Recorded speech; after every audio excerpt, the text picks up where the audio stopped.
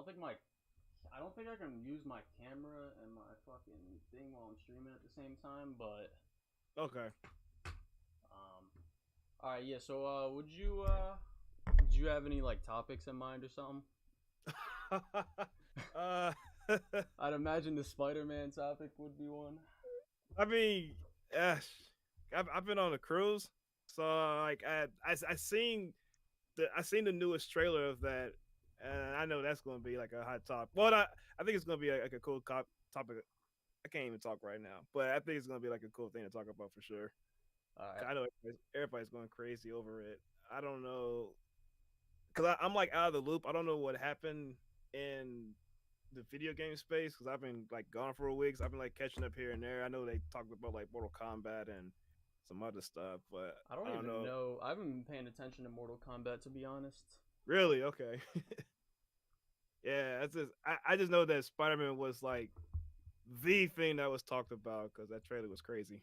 Yeah. That's why I'm saying like fucking game of the year. That's why I'm saying it. It's Oh man, I mean, it's I can't deny it, bro. It's pretty hype. I can't even be mad at it to be honest. It looks good. Like I even said, like I can't wait to play it to be honest. Yeah, I understand like for some games like calling it game of the year before it even comes out. Like I understand for some games. It's just mostly specifically Spider-Man 2. Yeah, yeah. It's just like it's going to be like just going off what they've shown and even before the gameplay demo came out, I knew they were just going to already make the gameplay like objectively better. Yeah, right. And like especially with the improvements they made with Miles Morales, like with like the Finn boss fight, for example. Like I knew they were gonna improve the boss fights, probably the side content in the worlds. Yeah. So like just go and the developer it's made by, and the fact that like most like PlayStation exclusives don't really come out with like a bad launch, like performance issues and stuff. That's true. So it's like that's kind of like where I like go like it's like those certain types of games where I'm just like, all right, yeah, this shit's probably gonna be fucking amazing. No, I get it. I get it. I mean, especially how the first one ended off, and the Miles Morales. Like, I think the way the first one ended off, I'm not gonna lie, I was hyped for whatever direction they was going to take it. I mean, because I know like the Spider-Man games during that Activision period. I think like what after probably like Spider-Man 2 and maybe in Ultimate Spider-Man, it was like the direction kind of like went up and down its own path. But like what Sony did with this one, it was like now you get like the Sony, you know how they do the story beats and like the presentation, like you know it's gonna be fire. But like I think what I love about it, like they did amazing thing with not only like Peter Parker's like storytelling, his livelihood, and like the whole world and the whole nine. I just like the way it ended with like the Octavius fight and then Miles Morales stuff. I was like, okay, whatever the sequel, whatever this sequel is, like that's kind of what I like about it so much. Is because like it's one of the only Spider-Man games with an actual good story. Right. Like it's so good that it's my favorite version of my favorite character. Yeah. And like none of the other, and it also does that while also having great gameplay, at least in my opinion. True. So like that's kind of why I really like hold it a lot higher than every other Spider-Man game. Right. And that's completely understandable. I mean, especially how they did it. I mean, I think also too, like was Spider-Man as a character overall, like that dude is so popular, and the movie's been doing great too. So it's like everything that's been doing well with the Across the Spider Verse and everything else. It's like that the hype for it is just like it's unbelievable. Like yeah, I like even with like all these other games coming out and such. It's like it's gonna be a crazy year. I honestly have no clue what's gonna happen. I mean, it already has been a pretty crazy year in regards to games that have come out. Like, yeah, like I'm not the biggest fan of Zelda. Like, it's I like it, but it's like not one of my favorites really. But Like saying. Jedi Survivor, Hi-Fi Rush, Dead Space remake, Hogwarts Legacy, Resident Evil 4. Yeah, Like yeah. those have all been great to me. Right. See, I didn't get to finish Jedi Survivor because I was having like performance issues on my end, and Yeah. I was like, yeah, I was like waiting and see if they might have patched it up before I give it a try. Because I heard people say it was like really good. Like I got to that open that second planet with like that opened I don't know like Kobo. that yeah, and then that's where I left off at because I was trying to play with like what do you call it, like performance mode, and it was like some parts was like 60, and I was like, yeah, I'm just gonna wait a bit until they Yeah, you know, I was gonna do the same thing, to be honest, with Jedi yeah, Survivor, but then I was just like, it was a game that like as of right now, it's like my second favorite game I've ever played. Like, really, okay, yeah, it's like the performance issues definitely bugged me a lot, but yeah, everything under the performance issues, it's just an amazing game. Like the story is great, the exploration and the worlds are really great. The yeah, combat's amazing, the boss fights are amazing. It's yeah, just yeah, like it's well paced. It's like it's just, and same with the platforming. The platforming is like really good. right, right. Do you think it's gonna be like up there for like game of contenders or For me personally, yes, but like at the actual Game Awards, probably like it's probably gonna be nominated for Game of the Year, but it's probably not gonna yeah, be coming close to winning purely because of the performance issues. Like the performance issues still haven't even been completely fixed. right, right, right. So like yeah, I doubt it's gonna really win Game of the Year. I think it's honestly gonna be between Zelda and Spider-Man from like the critics. Yeah.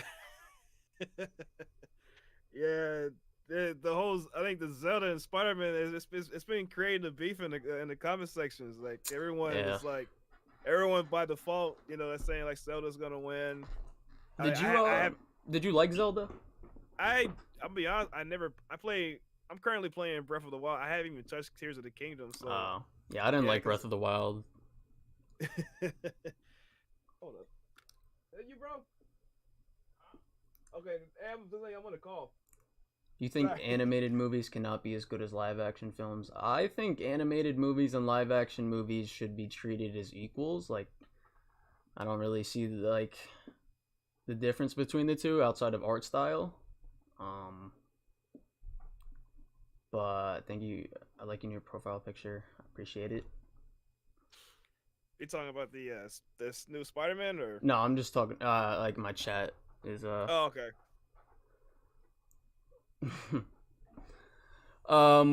But what's it called? You said that you still think Arkham City is the best superhero game, right?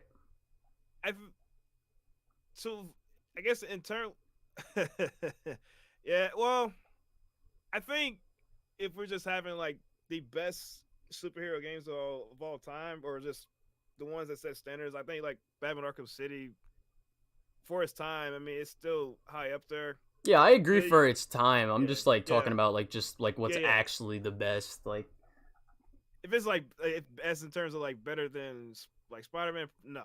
okay. There's just Oh, there's just I thought yeah. that's what you Nah, usually when I say stuff like that, I'm usually like using like how can I explain it? Because like I try to see the points of how these industry people look at it, because like they Mhm. look at influence and stuff like that. But when it's like in terms of like modern games as well, if you just tell me like what's the better game to play, like or like based on like technology, everything, I think Spider-Man is just a better game because like you just not only you get the best of like Peter Parker, but you get Spider-Man as well. Mhm. But I think like with Batman Arkham City, with people, when I look at that, it's just this was a game that was like obviously it's a sequel, so it's gonna be improvements like none of you're going to expect that. But what they did, they took that whole system where you're just trapped in the island in Arkham Asylum, and then they just Put that in went like an about open world and with open world. just Then you have expanded like everything.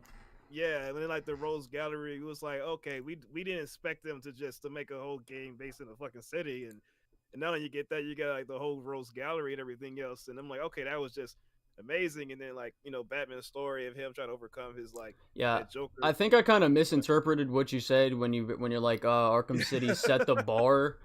Oh Like yeah, I understand. Like when I hear someone say yeah, set the bar, I kind of like just automatically think like, oh, this like because by set the bar, I yeah, think you could have probably worded it better and said like, oh, this changed the yeah. industry for superhero games. Like I would have been like, oh, okay. But Uh, when you I, said set the bar, I was like, I don't know about that.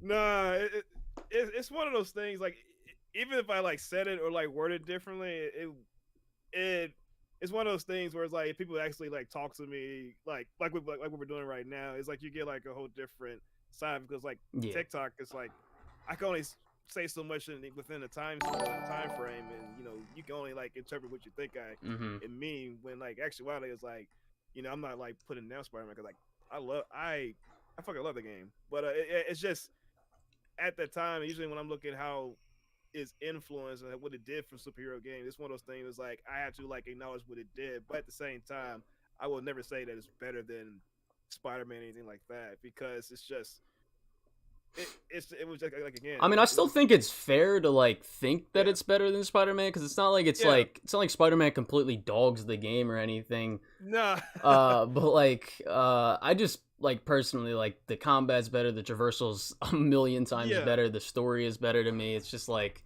I would say Arkham City probably has better boss fights and like fucking like stealth and shit and like side yeah missions. But other than that, I can't really. There's not really much I think that Arkham City does better than Spider-Man. yeah because like even like the little side content they did with Spider-Man as far as the what's that DLC thing they did? It was called like the World That Never Sleeps. I think that's what City it's that called. never sleeps. Yeah. Yeah. Like I thought that was cool. Even like the Rose Gallery they did with Spider Man, I thought that was just amazing as well. So it's funny because like I actually interviewed like Jacob about this. We actually talked about how both series kind of like influence each other in some kind of way. Yeah, someone in my chat said without the Arkham games, Spider-Man PS4 wouldn't exist. I That's I bogus.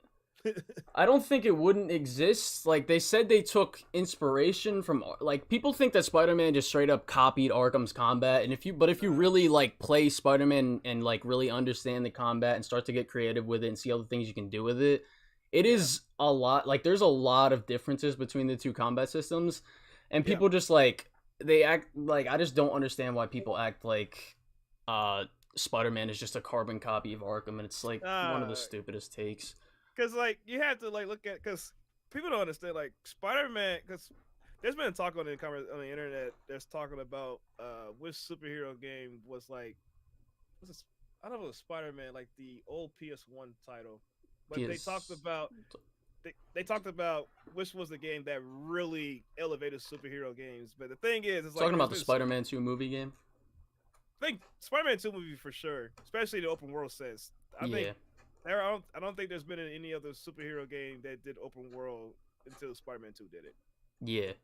I think that raised the bar. So that happened. Then you had Ultimate Spider-Man, the Incredible Hulk, Ultimate Destruction, and I know Batman Arkham, and then the rest was history. I think if anything, what's so influential of Batman was like probably the combat because Hmm. like Well, I even think still with the combat, like they kind of yeah took Assassin's Creed and Spider-Man 2.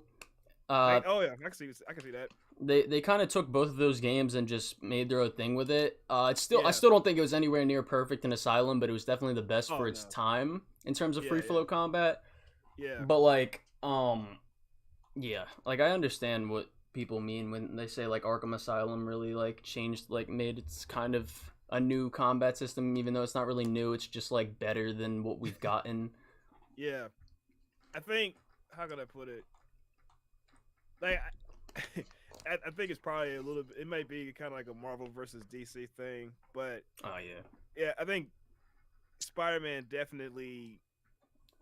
Well, I mean, laid the groundwork for a lot of these great things to to come. I mean, Mm-hmm. like I say, the open world part of it, they definitely did their thing with it. So it's one of those things where it's like you can't have one way out the other. Like yeah, Batman Arkham Asylum was it was great. The whole Arkham City, the Arkham trilogy was amazing. Mm-hmm. But yeah, but there's just other games that just did things that just better after that. And I think also too some people may look at look at the fact that Batman Arkham City just. But not just Arkham, the whole trilogy just like influenced the whole genre when everyone played a part to it. I mean, like I said, Spider-Man, that PS1 game was the one that just we saw how they did a superhero game and they perfected it. Like they did Superman 64 as their 3D attempt and that Oh failed. god, that game's. And I it, don't know. I haven't played the Superman 64 game, but I played the movie game. It's like Superman Returns. It was on like the Xbox 360. It's terrible.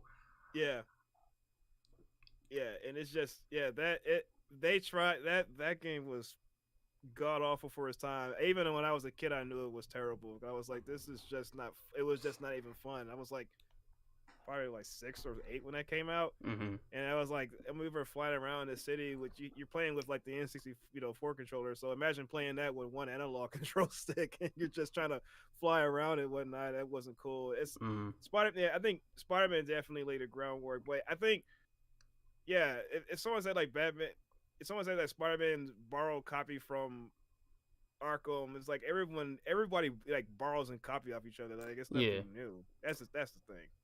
Yeah, that was something. I don't know if you know who Deadbeat Devil is on TikTok. What's it called? He's one of he's mutuals with me and Jacob, but fucking. I mean, I told him he could join if he wanted. He didn't answer me though, but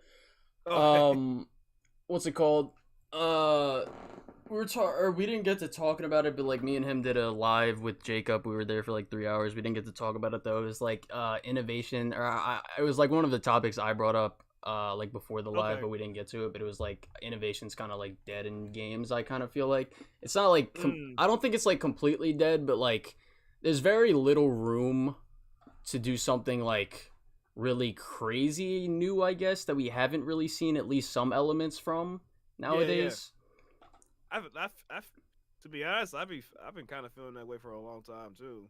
It's just I feel like the most new game, like the most new feeling game, the most different game that I've played recently is Hi-Fi Rush. Like that game was like from the everything down from the art style to the combat.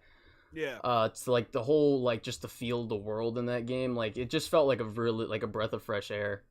It was really nice. When you say like innovation, like you mean like it like changed the way we play video games? Yeah, like okay. Like kind of like I would say Breath of the Wild, but I still think that game kind of gets overplayed in terms of its innovation and what it really did. All it really does is give you like freedom that other open world games don't do. But like kind of like I don't know, like say Spider-Man 2 with like the web swinging. Like no other Spider-Man game ever did something like that before. Right. So like I guess that's kind of what I mean with like innovation. I don't think we're at a point where like we're not going to see much of that type of leaps forward anymore. Yeah, well, I've been preaching about it several videos before. Like I think part of the reason why we get that because I've been saying that the industry itself is very like corporatized. Like a lot of people are like very afraid to like risk and take to try new creative ideas without them may not make enough money for it. I think that's why so many like sometimes like take Sifu or like Hollow Knight for example. Yeah, like they kind of do a little bit of different stuff and mix in other elements with games, but they still feel fresh and new. Like I feel like indie games are the best space for that because this is the only like real world or like the only part of the gaming world I guess where like they actually try to do something new and don't really try to play it safe. Like I think Spider-Man 2 looks like it's gonna be playing some elements safe in terms of the like maybe the combat and the swinging a little bit. Like it's kind of hard to judge because we haven't seen enough gameplay from it. And the gameplay footage we did see was supposed to be released like a year ago. Yeah. But I'm actually interested in the wingsuit to be honest. Oh yeah, the wings. The wings are. It was something I was really excited to see because I really wanted those in the game.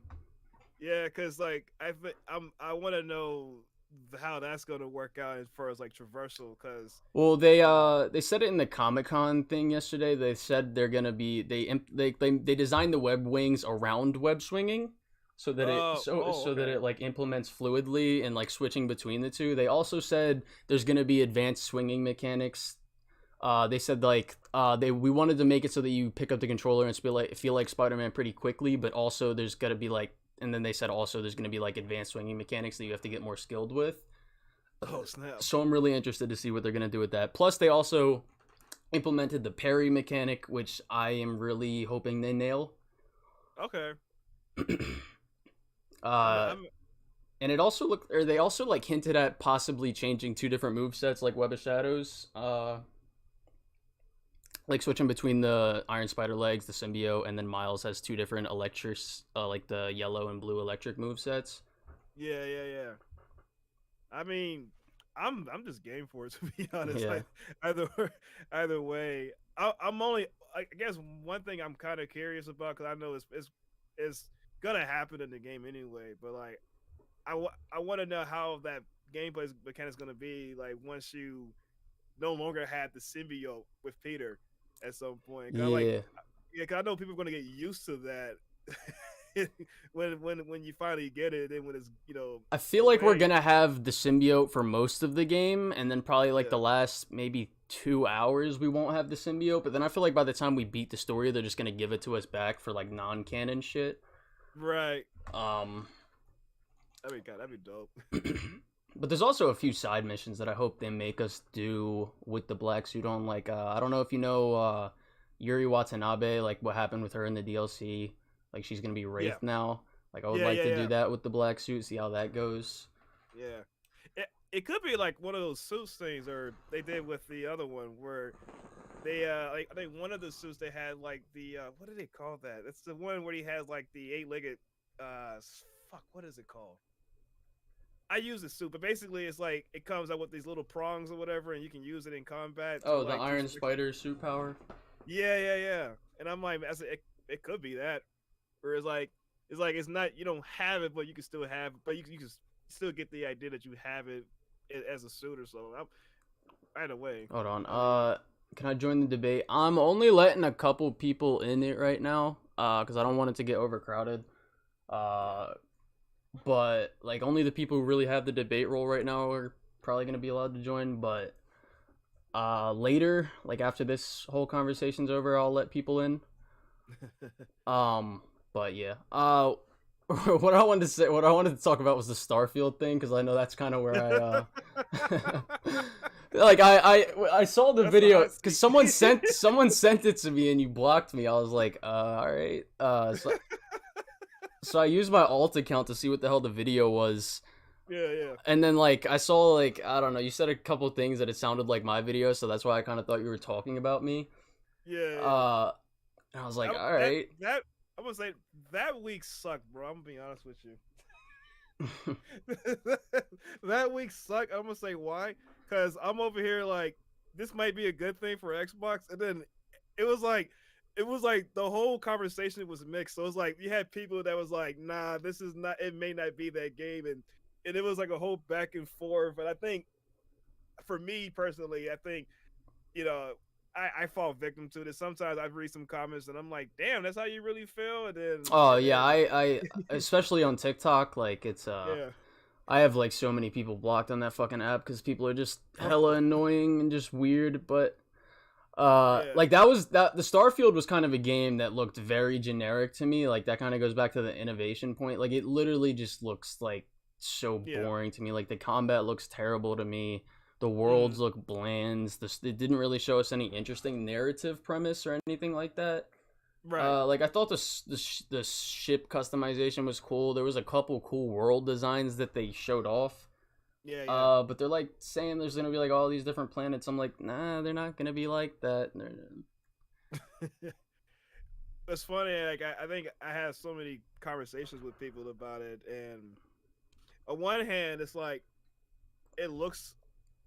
I hope they deliver on what they promise, and it sounds like it's an ambitious game, but I can also see why people may feel like this game is not going to deliver, because on one hand I can see that it's one of those games that's just too ambitious to be true, and if it flops, it'll be like one of the biggest flops in the industry. Oh yeah, I was talking about this with like Jacob and shit. Like if that game flops, like Bethesda's fucking dead. Like they're fucked. Same with Xbox in general. Like I feel like I don't know why people aren't talking about Hi-Fi Rush enough, because that was like I feel like Xbox's only win, and at least in my opinion, since like Sunset Overdrive. Yeah. like I don't know why people aren't gassing that game up more, because like that game deserves a lot of the praise it should get. I'm gonna tell. I'll probably tell you like what it is. I probably might get flack for it, but oh man, I'm gonna get some flack for it. But fuck it. A lot of I know people are gonna but I'm always gonna tell it like it is. But it's just the thing with like from Xbox people in the community, especially with Game Pass, they'll just play whatever the hell that is, and then they just move on to the next thing. As far as like praising it or so, I I don't know why it's not. yeah, that's it's like I don't like I hate when people like call me like a Sony meat writer, because I like a lot of Sony games, and I don't really praise any Xbox game because there hasn't really been any Xbox games that I've liked for me to praise. Right. Like I don't want Xbox to fail. Like I was actually happy they got the Microsoft fucking acquisitions. I was like, bro, we finally like PlayStation finally got some fucking competition now. Like right. And even still, I don't think it's like much competition. It's just kind of Call of Duty, but PlayStation still has it. It's like, right. I just hope they come out with at least like some more games now that they have that studio. Like maybe bring back, like maybe get Activision. Actually, wait, no, they can't even make Spider-Man games anymore. They lost the license. If they can actually make some, some decent games, that'd be nice though. But that's the only issue. It's like my issue with like Microsoft is just they got all the money to buy these companies or so, but they're not really like doing their part to yeah, they could have had Spider-Man. Like Marvel came to them about Spider-Man and they declined it. And I'm honestly like kind of happy that they did decline it, because that means Insomniac would have never gotten to work on the game because it's a Sony-owned studio. Right. It would have been a bad game, an average product. I hate to be that guy. Yeah, but especially with Microsoft at that time. I mean, it still kind of is now. Like they're still kind of struggling to work on their own stuff. Yeah. Yeah. What's it called? What was another topic? Do you got anything you wanted to talk about? I guess. I don't know. There's something about the Starfield.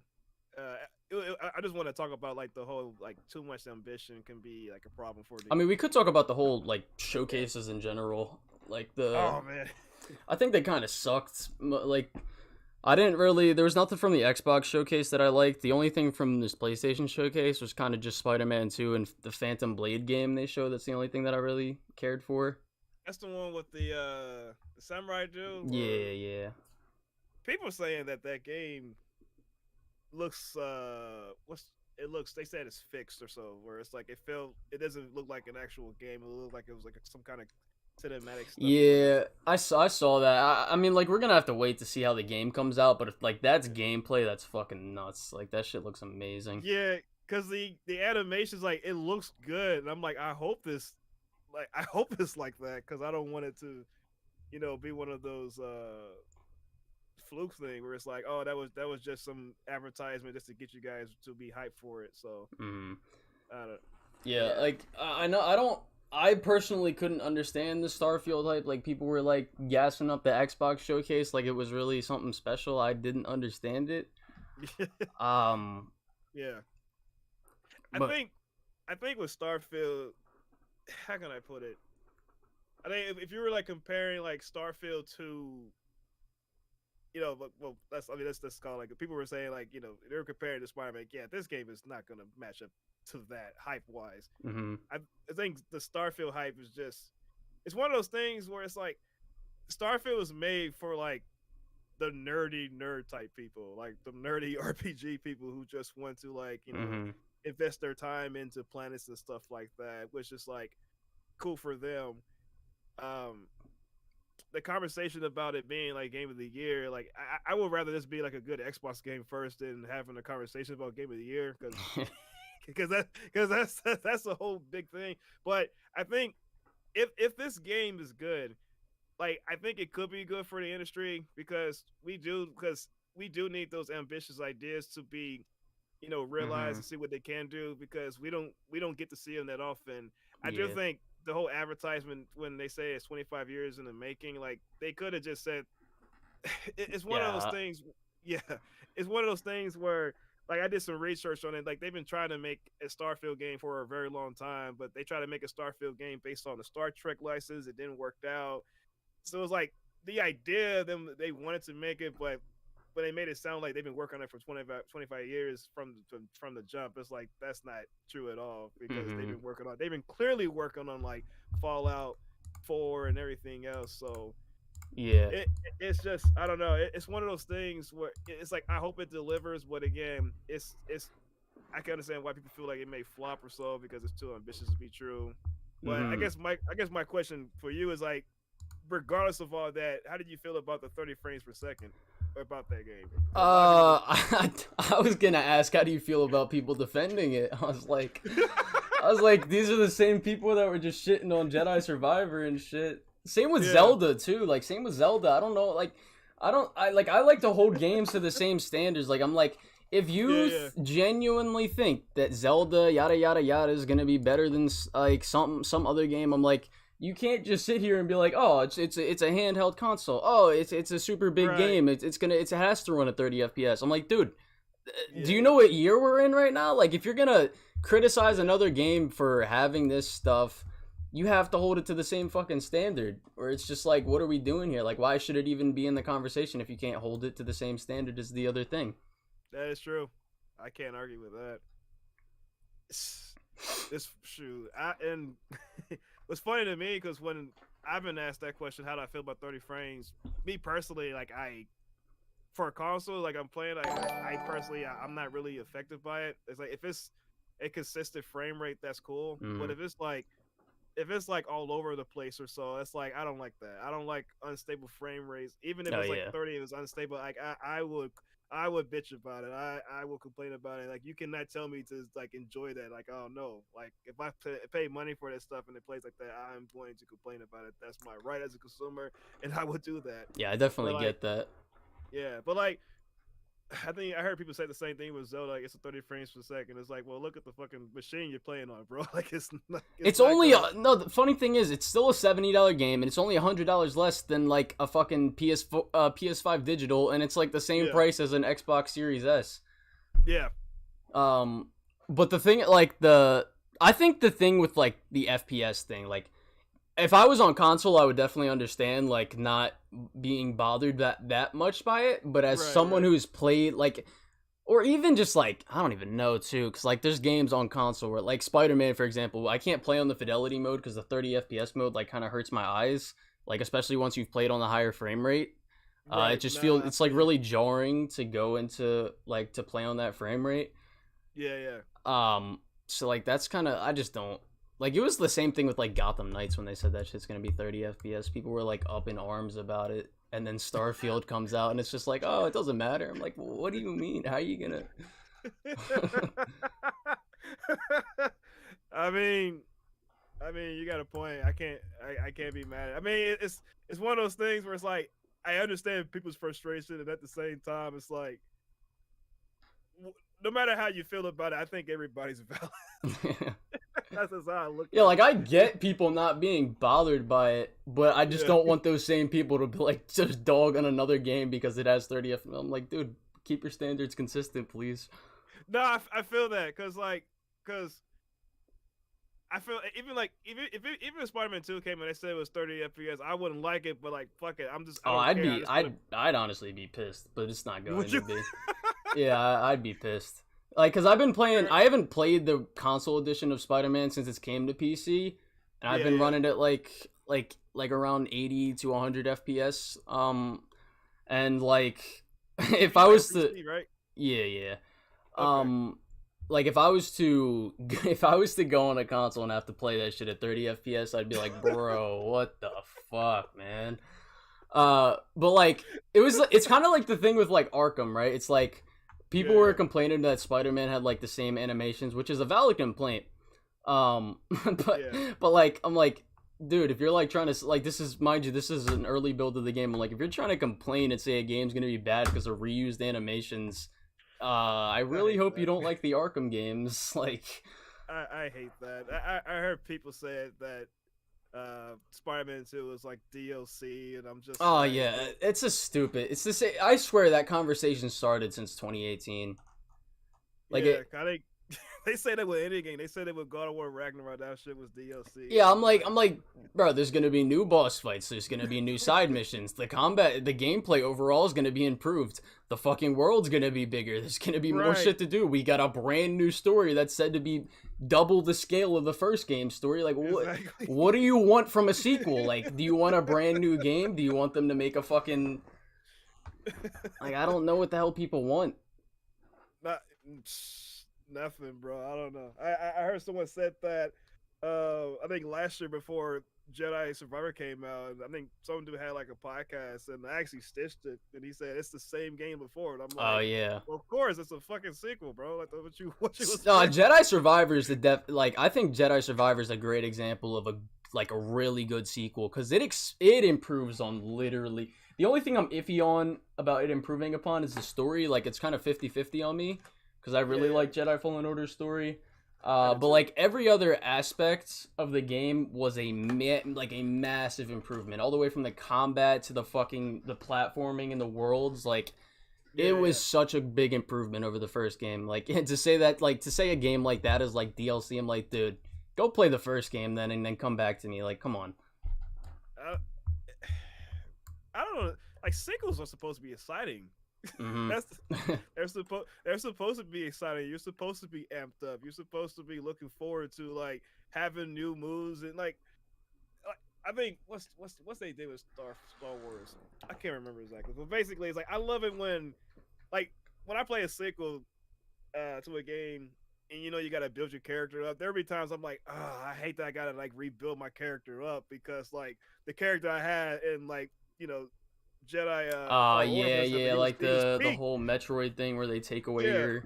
I didn't like that God of War Ragnarok actually did that. They reset the skill tree. I did not like that they did that. Right. It's like I hate it. It's like I hate that. It's like let me start off like can I at least be better? No, with Ragnarok I was happy that they let you have the chains of Olympus. Not chains, the fucking what do you call the Chaos Blades off rip. Yeah. I was like I like that. Like thank you. Like we ain't gotta go through a whole story moment to do that. Like I like stuff like that. Like give me more of what I want and don't take away too much. So it's like that's how you do sequels. It's like give people more of what they want, and then expand upon that and make it. Yeah, Ragnarok's another one of those games where I think it like literally does everything better than the first game. Oh yeah, or not the first game, just 2018, I guess. I know what you mean. Yeah, like a lot. I think most of them be like that, and that's the thing. It's like people, you can't play a sequel and then expect a whole different game. If you want that, then go play like a JRPG or something. Like that's what Final Fantasy does. Like you play a new Final Fantasy entry, and it's not the same as the last one. Yeah, I haven't played any of the other Final Fantasy 6 or the other Final Fantasy games, but I played 16. I've got like 46 hours on that game. I haven't finished it yet because the pacing of the story is like, oh my god. It's so, like, the pacing of the story is terrible, and same with the level design. Like, it's a good game. Like, the story is really good. The boss fights have been amazing. The combat's really fun, but, like, you know those games where, like, the level design is just, like, you're kind of just walking from point to point to get to the next objective or the next combat scenario. There's not really, like, anything to the level design. There's no, like, exploration, platforming sections, nothing like that. Yeah. It's like that. Yeah, it's like kind of like it's just a really long hallway to get to the next point, the next cutscene, or the next fighting scenario or whatever. It's like the level design are so uninteresting in that game. Yeah. But that's valid. Yeah, have you played what games have you played this year? Like, what's your like game of the year so far? Damn. So, I know I played a little bit of Dead Space, the remakes. I like what I saw in that. Resident Evil 4 remake, I absolutely love that game. I'm a big Resident Evil fanatic, so by default, I just love that game. Yeah, I really liked it too. I gave it an 8. That's fair enough. I can't. What was the things you didn't like about it? The story kind of sucked to me. Like the characters were really basic. And like I know the dialogue's supposed to be corny, but like nothing in that game. There was rarely a moment in that game where I genuinely laughed from like the corniness. I was kind of just rolling my eyes the whole time. Like I get that they're trying to do the corny thing, but like it was so unfunny to me. Like I can't like like even Hi-Fi Rush was corny, but that shit was actually funny to me. Like it was so self-aware of itself, and it just like didn't take itself seriously. But at the same time, I actually liked the characters from Hi-Fi Rush. Like they actually had some. I really liked them. Resident Evil 4, the characters were really bland to me. But like I liked it as a game. Like the gameplay, personally for me with third-person shooters, they're never gonna really blow me away anymore. Like because I think the gameplay loop kind of gets repetitive. But the thing with Resident Evil 4 is the level design is really fucking good. Like it feels like you're doing something new in that game every level. Everything from like the environment designs to just the level designs in general. Like it was such a breath of fresh air. Every new level, it didn't feel like you were doing the same thing over and over and over again, which kind of hid the repetitive gameplay loop for me. But same with I thought the boss fights were solid. The atmosphere was great. But my main issues with it was just like the gameplay didn't really blow me away and the story kind of sucked, but I liked everything else about it. That's fair enough. I can't be mad at that. Shoot.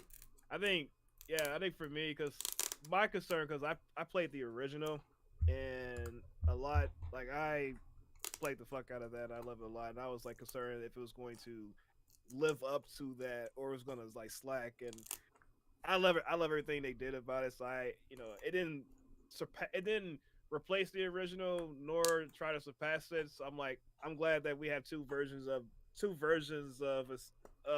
the fourth game in its own way. So I was like, I can go back to that one. I haven't even played the original. I feel like you probably wouldn't even like it, to be honest, bro. Yeah, I feel like I've heard like it's got like tank controls and really clunky movement. The controls is not going to be. It's not.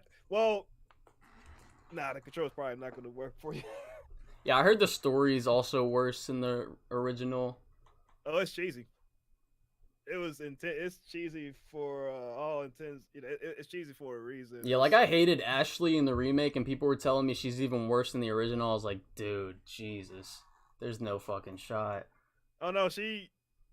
Oh yeah. If you didn't like her in the remake, then you probably ain't gonna in the original, because what they did with that new thing was like, if she gets hurt, you just gotta pick her up. That thing, in the original, she has her own health bar and everything else, so you literally had to like babysit her. So I can see that like pissing someone off. Yeah, I didn't like her from a character or a gameplay perspective. I feel like she was more annoying. Like honestly, I felt like she was equally as annoying on both fronts. Like I don't know, I just couldn't stand her. Oh man. But yeah, like probably my favorite game this year is like it's Street Fighter 6. That's like my favorite game so far. Oh, I don't know. I haven't played that. I'm not really into fighting games like that really anymore. Fair enough. I think the only ones I've really liked is like Injustice and like a couple Mortal Kombat 9 or 10, I think it was. I don't even know. Yeah. Well, at least like those games I think one thing I like about those, like, even if you may not be in the fighters, like you can be hooked by the story of it and be like, okay, that's pretty dope. You know, I've been one of my mutuals was talking about how he thinks Mortal Kombat 1's gonna have a better story than Spider-Man 2, and I'm like, nah, man. I'm like, you're crazy. I'm like, I can't. Nah. I'm reserving everything. I just want the game to come out so I can just play it. I don't want to say. I've never really been invested in a Mortal Kombat story. So, like, me personally. Like even Injustice, I don't think the story for those games are particularly anything crazy. But is those the only you've played Dead Space and Resident Evil 4? Those are the only games you've played this year? Oh, I did play. I'm tripping. I did play Star Wars, and I think that's. Yeah, you said you didn't get through it though. Yeah, I think that's about it as far as new stuff. Usually, like when it comes to new games, I just be super picky about what's out new, and see if I really want to invest my money into it, and see if if it's worth my time. Because I hate paying money for something and I don't like it. Like that's just. Yeah, most of the games. I mean, me personally, if I don't trust the game, I'm just gonna pirate it. Like I don't care. I'm just most of the games this year I've bought, like Jedi Survivor, Dead Space, Hogwarts Legacy, Resident Evil 4, Final Fantasy 16. I bought all of those, but like I've played like 13 new releases this year. Yeah. It's like I could stream like the ranking I have for it. I might check in my list, see if I anything I played. Do you know what backlogged is? It's like Letterboxd for video games. Can you see my stream? Easy. Alright, shit. Yeah, I see it. Oh, that's what it is? Okay. Yeah, this is pretty much my just ranking for the year. Let's see. Oh, for like 1 out of 10? And oh, they see your rank? Okay. The Jedi Survivor's your highest one. Mm-hmm. That's before Spider-Man comes out. Yeah, yeah. Okay. I might check out Backlog then, because I'm trying to see what else I have. Yeah, it's like, you know what Letterboxd is for movies? I didn't know about that either. Well, it's like pretty much you can just take like any games you've played and you can just like rate them, put them in rankings and stuff. It's really convenient to like keep track of your games. Fair and enough. Stuff. Shoot, I do got one thing. There's probably a topic of like upcoming games that's coming out. I don't know. You mentioned Assassin's Creed earlier. What are you thinking about that new? Don't really care for it. I'm gonna play it. Like it comes out right before Spider-Man 2, so I'll probably just play it like till that game comes out. Probably won't even care if I finish it. I'll just hop right on Spider-Man 2, but I'll probably I mean, it comes out like a week before it, so I'll probably just finish it in like 3-4 days, something like that. Yeah, because I mean, it's the one that's supposed to be going back to his roots, so I know a lot of people are happy about that. Yeah, I didn't even like I saw the gameplay for it. They used like this bootleg Fear Multi Takedown from Arkham Knight. And then there was like the For real? Yeah. I fucking like he didn't even have like the cool animations like Arkham Knight had it either. It was like teleporting. It was weird. But like the parkour they showed off, it looked just like AC Origins. Even the world and like the graphical art style, like it looked exactly like Assassin's Creed Origins.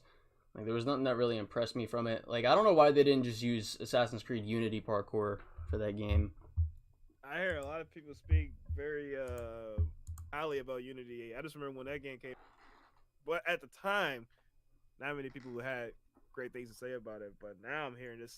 It's been. I don't think it's that good of a game. I just think the parkour is really fun. Parkour, okay.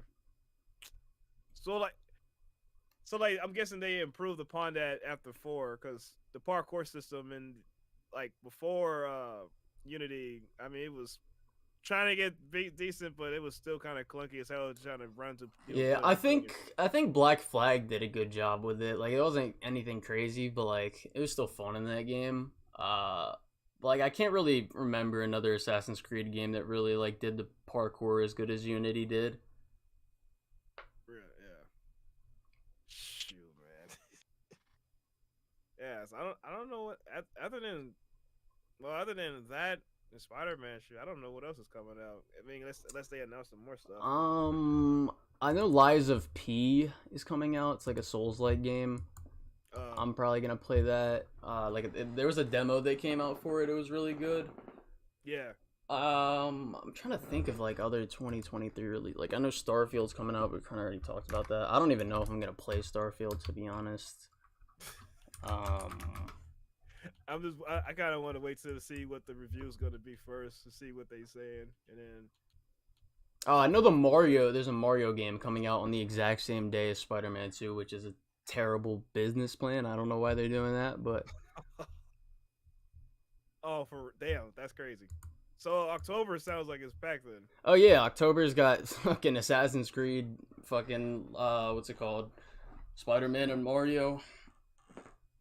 Damn. Jesus Christ. Oh, Alan Wake 2 is also coming out. I forgot about that. Okay, I do want to check out Alan Wake 2 to see what that's going to be about. Yeah, I do too. It looked interesting to me, like the story. I'm like looking up the list of upcoming games just so I have an idea. Let's see. For 2023. Yeah, I guess that's kind of really the only games I'm gonna play for the rest of the year.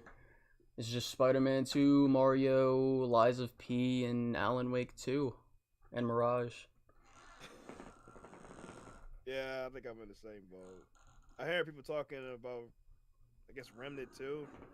I don't even know what that is.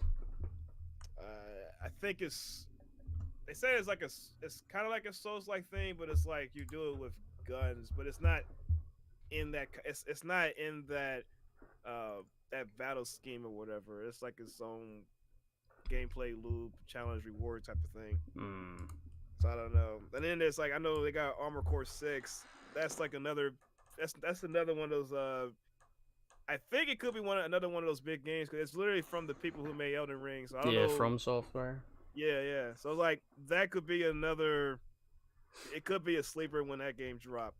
So based on what From Software did, I mean that could be something to look out for. I know they got Payday 3. I haven't really played Payday 2, so I don't know. I've played it. I don't like it really. It's kind of boring. Yeah, I can't really comment on that. Yeah, the Texas Chainsaw Massacre. I don't know if that's gonna be. There's a game coming out for that. Yeah, it's coming out. I think next month for Game Pass. I think it is. And I don't. It's what they said it could be like something like Dead by Daylight, but I don't know. Like I haven't really checked that much into it. I just know that they are working on one. So, other than that, there's really not much I can think of. I'm just, we waiting on like the games I'm looking forward to the most is just Mortal Kombat 1 and Spider-Man 2. Starfield, I'm like cautiously optimistic for it, but it's just like if I just hope they deliver on that because like Redfall was just that game was just ass cheeks. I didn't even play that shit. It was buzz. I didn't care for it even when I saw, like, I knew it was coming. People were hyping it up before it even came out. I was like, dude, this shit looks like ass. If I'm being honest, I wasn't sold when they did the first trailer of it. I mean, me personally, I'm just not a fan of like the whole vampire shit. But I thought it was gonna be like a Left 4 Dead game with vampires, and come to find out it tried to be like Borderlands. For me, with shooters, like even like shooters in general, I'm not really gonna care for them unless it's like a horror game or like the story looks interesting. Those are the only times I'll really care for a shooter game anymore. But like, yeah, that's kind of how I'm kind of in the same boat with you for 2020 for like the rest of the year. Let me ask you this: are you like more into like gameplay preference and stuff? Are you like more into like combat? Story? I mean, like story is really important to me. Like it's a really important factor to me. But then there's other games like Mario, for example, or like Hi-Fi Rush, where like the story isn't anything crazy, or even good for that matter. But fucking like the gameplay, or specifically Hi-Fi Rush because it's the most recent one. Like it was a game that it was so fun for me that I was like, dude, this story could be the worst thing ever told, and I wouldn't care. This game's still fucking amazing. Luckily that game's story is still pretty solid. Like it's got some fun characters some fun moments like that. But as far as my gameplay preference, it's mostly gonna be combat and platforming. I respect that. I'm similar in a way. I think for me, I didn't really too much care for like video game stories until Uncharted 2 happened, and then The Last of Us. No, there's 3 games. It was Gears of War, then it was The Last of Us and Uncharted 2 that really made me care for story. And I'm kind of in the same. It was for me. It was Arkham City and Last of Us because like it's mainly Last of Us. Like Arkham City has a really good story, but like it's not The Last of Us. I'll just say that. Like Last of Us was a story that I like genuinely like changed my life type shit. Like I played that game story for the first time. I was like fucking 13 years old. I didn't even understand most of the shit that was going on, but it was still such a good story. I was just like, dude, Yeah, God damn. yeah. That game for its I mean, even now it's like this. Like people say that the game is just take girl from point A and deliver her to point B. That's the thing, but it's like if you I play don't. I like think people understand that. Like, yeah, it's got a It's like God of War, right? It's like a simple plot with complex characters. That's like Neil right, Druckmann's favorite or famous quote. yeah, I honestly don't care. Like, if you give me like a like a Christopher Nolan type fucking like really cool like fucking deep plot, I'm like, yeah, fine. Like the plot's fine. Like me personally, the fun with me with games is kind of like, or even just storytelling in general, is like understanding characters, because like yeah, I don't really care if a game's got like some crazy complex plot, but if it's got interesting and complex characters like The Last of Us or God of yeah, War, or even if it mixes the two with a really good plot as well as characters like God of War Ragnarok, right, and right. Spider-Man, for example, like, or even Arkham City's characters. It really doesn't have like It does. it's It's a got whole it's got Bruce and Joker and Mister Freeze and Ra's al Ghul, and then yeah, it's not really. It's kind of a plot. That's kind of a That's the game that's a really plot heavy. Not yeah. really. It's a gamey game basically. Yeah, yeah. Yeah, like no, like with The Last of Us, it's one of those things where it's like, just give me a reason for me to give a shit, and if I like it, Mm. I'll stick around. Yeah, That's that's mainly why I'm not the biggest into Souls likes, but I've kind of changed over time. Like normally, or like I used to be like, if a game doesn't have a story to keep me interested, I don't even care about what the hell this game's got to offer. But I've kind of true. like, the more I've kind of grown and played more games. Like Hollow Knight's a game, for example. Like I just recently started playing that again because the first time I played it, I didn't care for it. I hear people talking very highly about that. I really want to, get into that. Yeah, like Hollow Knight, like I played it for like the second time I played it, I really like it now. Like as of right, like I haven't finished it, but like as of right now, it's like an 8 for me. That could go up, it could go down. It's probably gonna go up, but Mm. yeah, like I've kind of changed my perspective on like gameplay versus story. Like sometimes I don't care about story, and then other times I'm like, I do like or like I do really care about story. It, it gets it depends on like the mood.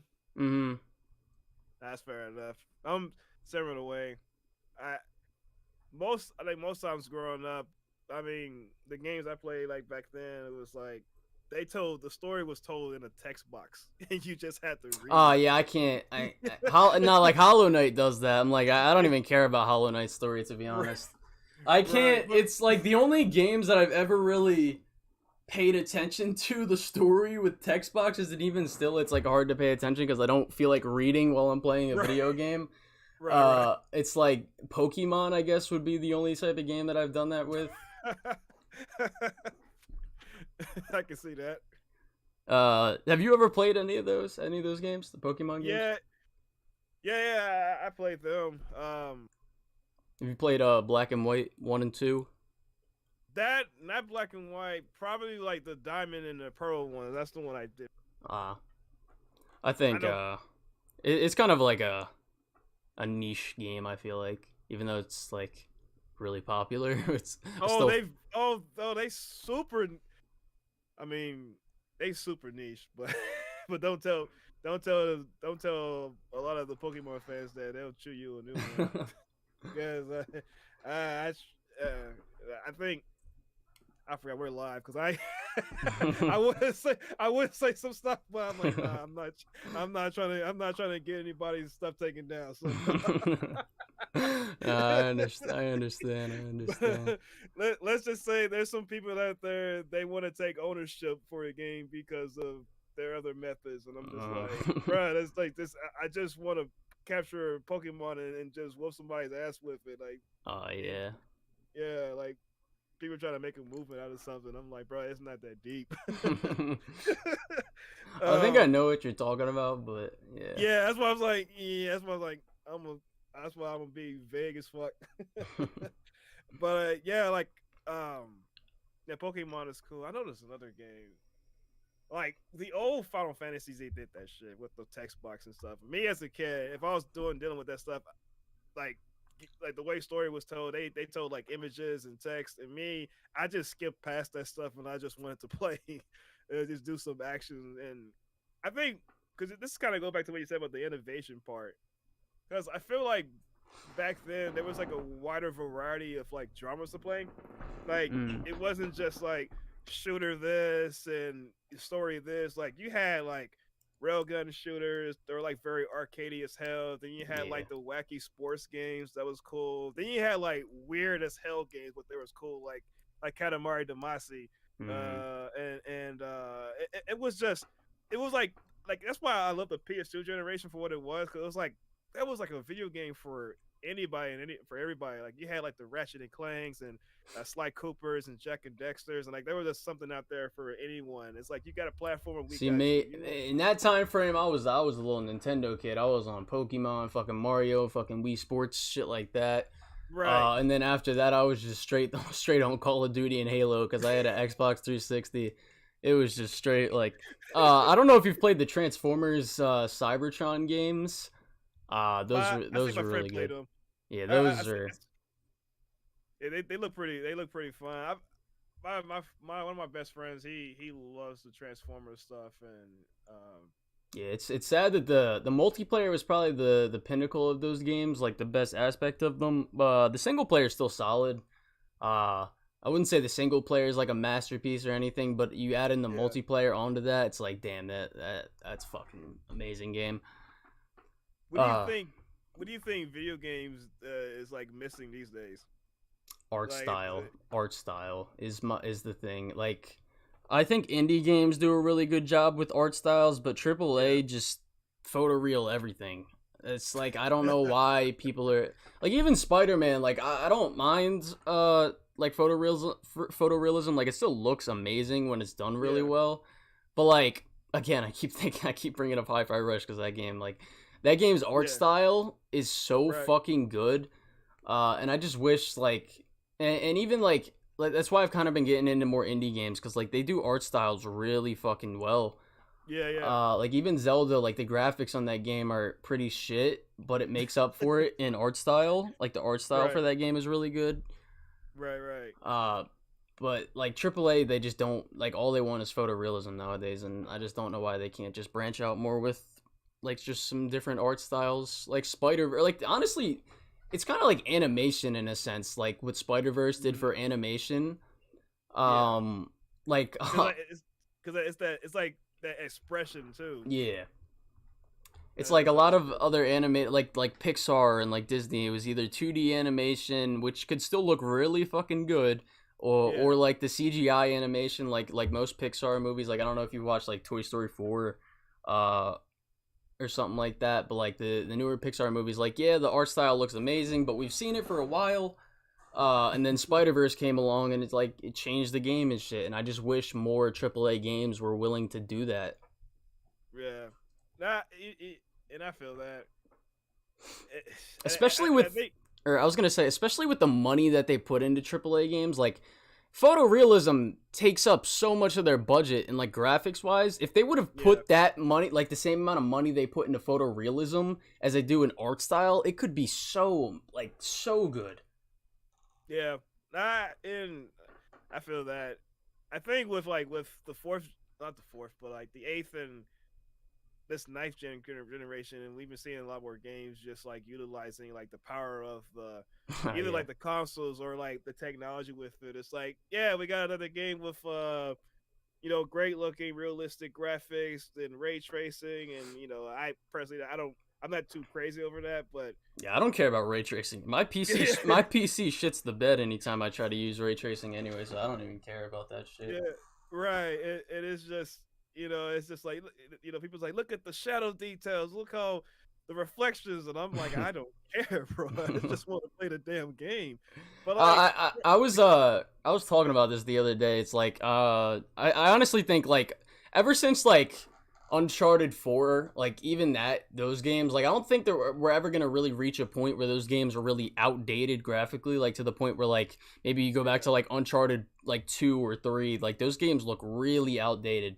But like even Yeah. 10 years from now, like Uncharted 4, that game's still gonna look really good. Even though it came out in 2016, like that game's still gonna look really good like 10 years from now. Even like Arkham Knight, like that game for its Yeah. time was like something. Yeah, Uh it looks good on PC now. Like mhm.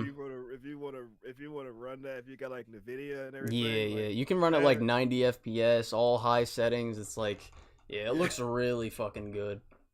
yeah, and yeah, man. It was funny because like probably like 5 or 10 years from now, those same games you just mentioned, they're gonna like release them for like 8K monitors and whatnot, and Mhm. then we're just gonna be playing that over and over again because we love nostalgia.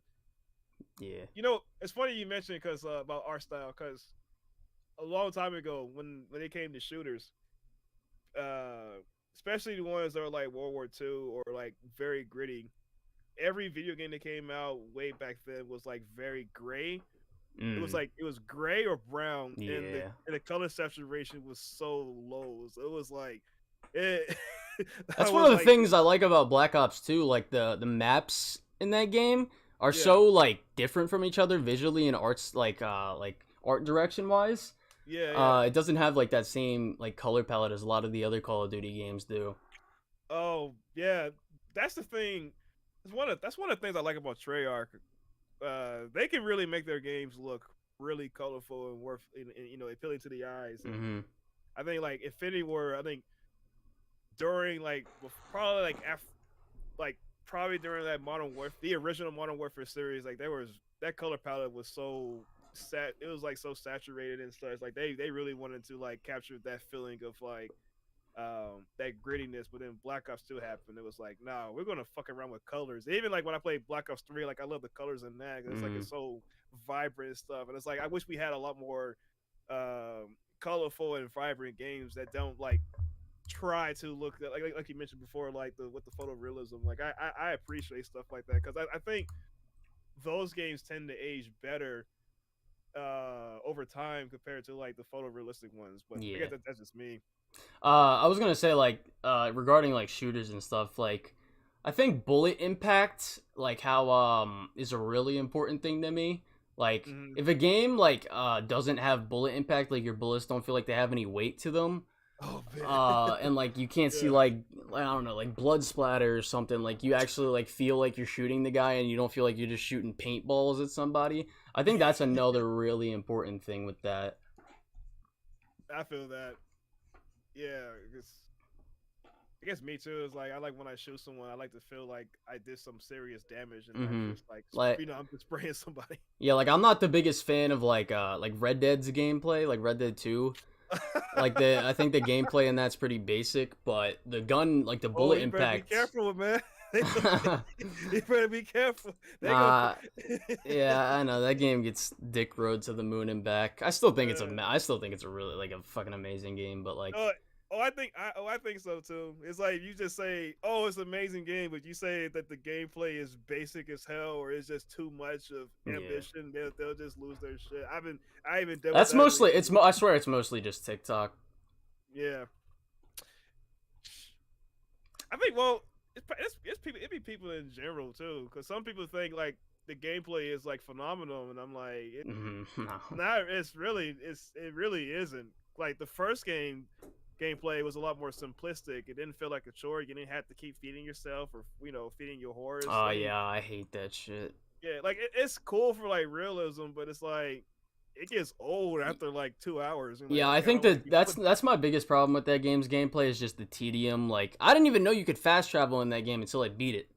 Um, so I thought the traversal sucked, and then like the tedium of like you have to get this Yeah, animation for looting something. It's like, dude, just let me grab it real quick and fucking dip right. it.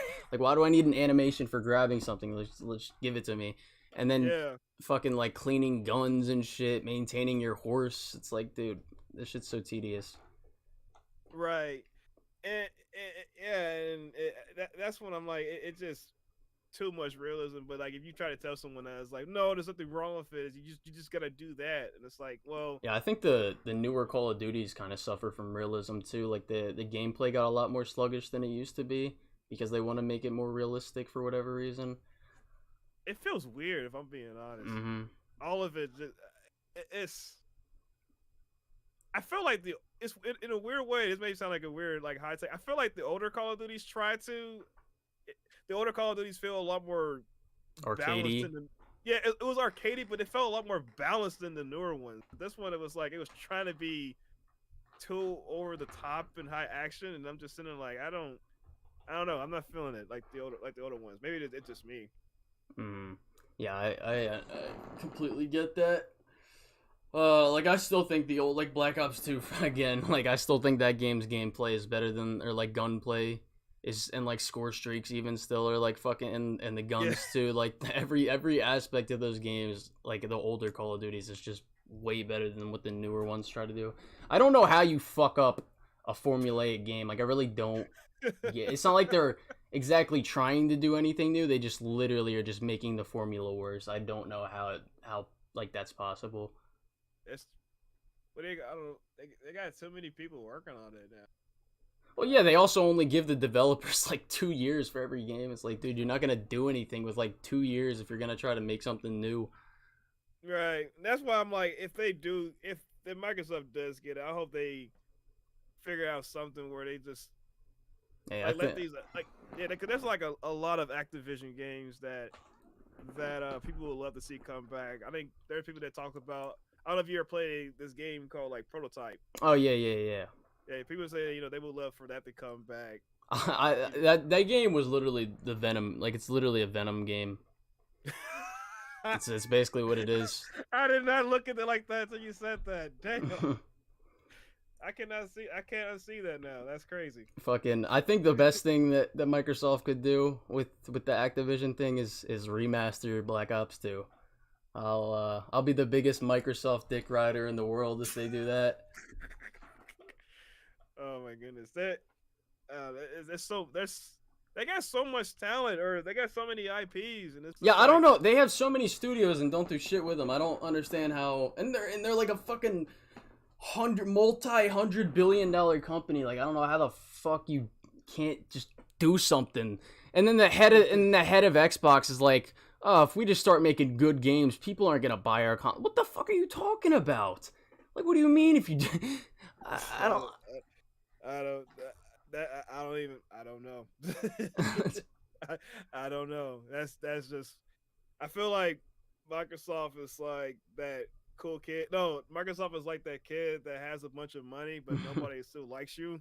It's like I got bought all this, but we still don't fuck with you, man. Like, yeah, like no one cares that. I mean, there's definitely the people that do fuck with them. Like even if Starfield fails, there's still gonna be the people that are like Xbox on top, dude. I'm like, dude, why are you dick riding a company that hasn't given you anything? You wasted your money on a $500 fucking brick to play no fucking games. Like I don't. Oh man, delusion is everywhere, man. Mm-hmm. Anyone will just side with something because they can. I'm just sitting there like, bro, I just want the best for everybody. Like I just don't want no ass games, and I don't like it when people. Honestly, games. I'm just happy that Sony hasn't really gotten lazy. Like, cause they're still consistently coming out with great games. Right. And they just, I don't even know. Like, they just need some competition, maybe to push them even more. Like, I guess Nintendo's their only competition right now. I feel like everyone is like, it's like the whole hip hop thing. It's like the J. Cole, Drake, and Kendrick. It's like everyone's like the Holy Trinity, but they all doing their own thing. So it's like it's hard to even compare because they're like so different. Yeah. Well, Microsoft's trying to. I don't know what they're trying to do. They're not. Yeah. I think this is the thing I told people. One thing that Microsoft just needs to do is if they would have looked back what they did with the 360. The 360 era was great. Yeah. What made that 360 era was great. It was. I don't even think it was just like maybe you can't say it was the games, but I think it was I think it was honestly the multiplayer, to be honest. The multiplayer was one thing, but bro, it was the social aspect of it. Like, yeah, the Xbox 360 was like the first like console that did like party chats. Mm-hmm. Yeah, they did the party chats, and everyone else kind of did their own. Yeah, ironically, I still think PS3 had a better catalog of games, But I wouldn't fucking know because I didn't have one, and I still wouldn't even have cared because, like, I just think it was, like, Xbox Live, Halo, Call of Duty at the time, like, all that shit was so fun on Xbox. Yeah. Yeah. That was the thing with the PS3. Oh, man. The PS3 had a rough start. Yeah, it's because, like, it was a hard console to develop for or something like that. Yeah, it was that, and it was overpriced at the time. Like they released two models. There was like a 20 gig model and a 60 gig. There was Yeah. One was like 500, and the other one was like 600. That was like, nah. And the Xbox was like, yeah, we're gonna sell our console for like I think $399. It was like, what's weird is that like the 360 and PS3 used to hold your storage on the game disc. I don't know why they don't still do that. Like when you get a game disc now for like the PS5, like you download the game onto the console, which is weird though because you still can't play the game unless you have the disc in the system. Right. It's like, what the fuck? It's like, why is this shit taking up storage if I can't even like? I don't know. It's weird. Because the consoles are literally PCs. No one wants to admit it. You're literally doing the same thing. You're installing it to your console just to play it. Then you gotta delete it if you want to make room for other games. What's funny to me is like even like the console, like the newest consoles right now are still like some of like on like hardware wise they're like not even remotely close to like the highest of PC like specs. Like it's like the equivalent of like I guess like an $800 PC. Yeah. It's like, but like, it's a like the game designers now are like like magicians. The way they fucking like optimize these games for these consoles. Like Spider-Man 2, I don't fucking know how that game exists on a fucking console like with the specs that it has. It's crazy to me. That's why I'm looking forward to that. That game comes out. Oh my goodness! What was your take on Peter Parker's face? And I think it looks a lot better than it did in the remaster. Yeah. Same with people were hating on Miles' dreads for whatever reason. I thought they looked good. I'm like, I literally saw it for the first time. I was like, oh, Miles has dreads now. That's cool. Like I didn't think too much about it. Then I saw people hating. I had people in my fucking comments like talking about like Miles looks like a fucking lesbian or some shit. I was like, dude, what? I was like, what are you talking about? That's a weird take. Yeah, it just had. There's a lot of black dudes that's rock. Well, there's a lot of black people and people in general that's rocking, the high top dreads and everything. It's like nothing new. I don't even know. Like I haven't seen that much. Maybe I'm just not consuming the right media or whatever. I mean, Justin Bieber did some stuff like that. He had like a little thing with dreadlocks at the top. I forgot that dude existed. I'm not even gonna lie. Actually, I'm just throwing it out there. He did the thing, and a lot of people forgot about that. So like, I'm pretty sure when the game comes out, they're gonna forget about it. You're gonna be wearing the mask anyway. Like, it's just gonna be doing all the. I can't wait. Let me ask you this: between Spider-Man 2018 and Miles Morales the game, gameplay wise, which one did you like better? Well, I think Miles Morales, like the web swinging, was objectively better. Yeah. But Spider-Man PS4 still has better combat purely because the gadgets add more variety. That's true. But I don't know. I kind of go back and forth because Miles has better enemy variety and better enemy designs, and it also has the Venom abilities, and the combat feels a little bit smoother. But Spider-Man PS4 is the gadgets, which whenever I'm playing Miles, I'm like, damn, I really wish I could use this gadget or use this so-and-so. I think Miles Morales kind of gets repetitive quicker than 2018 does. Yeah. I can see that. In terms of stealth, they're pretty much the same. I just think Miles' stealth is like it added new additions like the wall and ceiling takedowns. But I think what they did was they added these new features but didn't balance them with actual like good enemy AI. So I think the stealth is worse.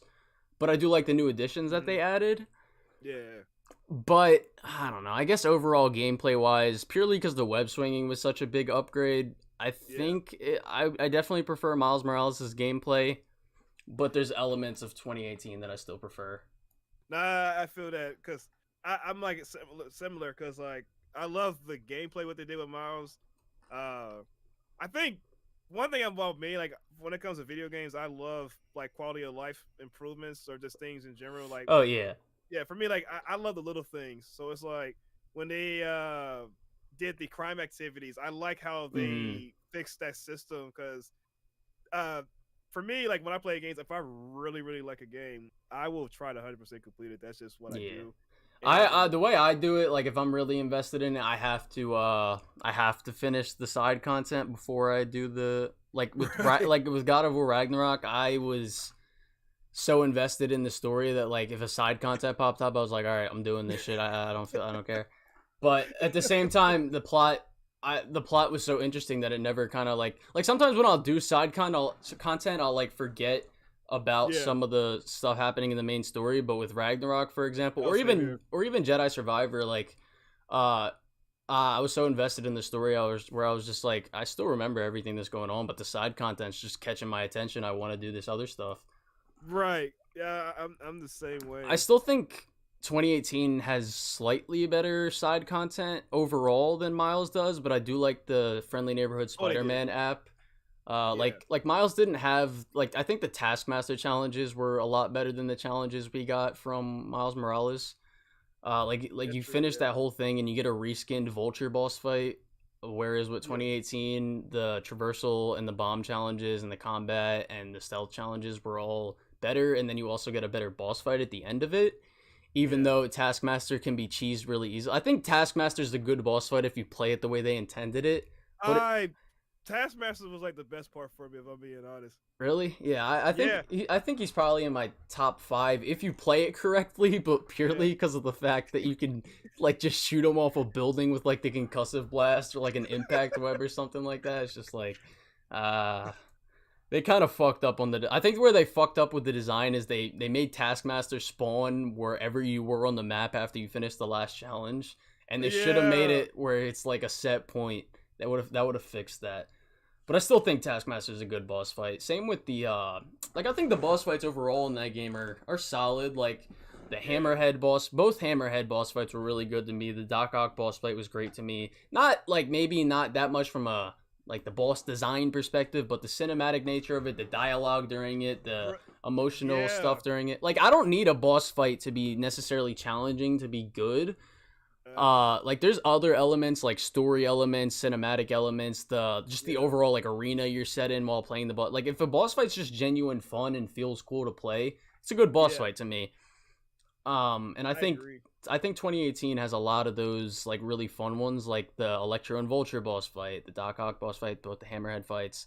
But with Miles Morales, what they did was I don't think the boss fights are better, but I do think the Tinkerer was a good step in the right direction because not only was her boss actually well designed, but it Yeah. also had that cinematic nature to it, and it was like, oh, I can't wait to see, especially with the parry system in Spider-Man 2. I cannot wait to see what they do with the boss fights for that game. Man. Same with Venom, like, because they're definitely going to turn the spider sense off for a Venom boss fight. That's going to be fucking. Oof. This is funny because like I literally told Jacob thing. It's like the more I talk about Spider-Man with people, it's like I just get more hyped about it, thinking about it, because it's just like because like we're naming like gameplay moments that happen, and I'm just saying because yeah, it's like I can't wait, man. It's just Yeah, like the one thing that I think the biggest thing that I'm excited for outside of the story is the web swinging and how they improve it. Because I don't know if you know, like when you're swinging, right? It doesn't really let you yeah, touch the ground. yeah, I really hope they take that out and let you like run along the ground. I also really hope they add web physics, like mm. so you can do like loop de loop around cranes and shit. Oh, okay, I see what you say. Yeah, yeah, Yeah, like I think the web swinging improvements are probably gonna be the biggest, like the thing I'm really most excited for outside of the right, story and the combat improvements. right. I I just can't wait. I'm wondering like what they would do this time too, like for like quality of life improvements as well. Because I didn't get to see what else they talk about, so I don't know. You probably had to tell me what. Did they mention anything about the? I mean, if you wanted to, I've made multiple videos, pretty much just breaking down a bunch of like Oh, we did. feature. Okay. Yeah, like I went over like a bunch of like there's a lot of stuff in like the PlayStation blogs and then interview clips and then just stuff I noticed. Like all right, so for example, like you know how in the game like when you have someone in the air, you can only like really jump off of them or pull someone else up into the air. Well, like Yeah. I'm sure you probably saw it, but like now you can like slide under people midair, so like it just keeps the Really? combat. Yeah, it's like you know how you can like slide under people when you're on the ground combat. Yeah. Yeah, you can do that midair now, and then you can like bounce people back onto the ground, and they'll like float back up to you, and like you'll continue your combo and shit. Yeah. What's it called? Like that's a really good quality of life improvement to keep the combat more flowing. Really good.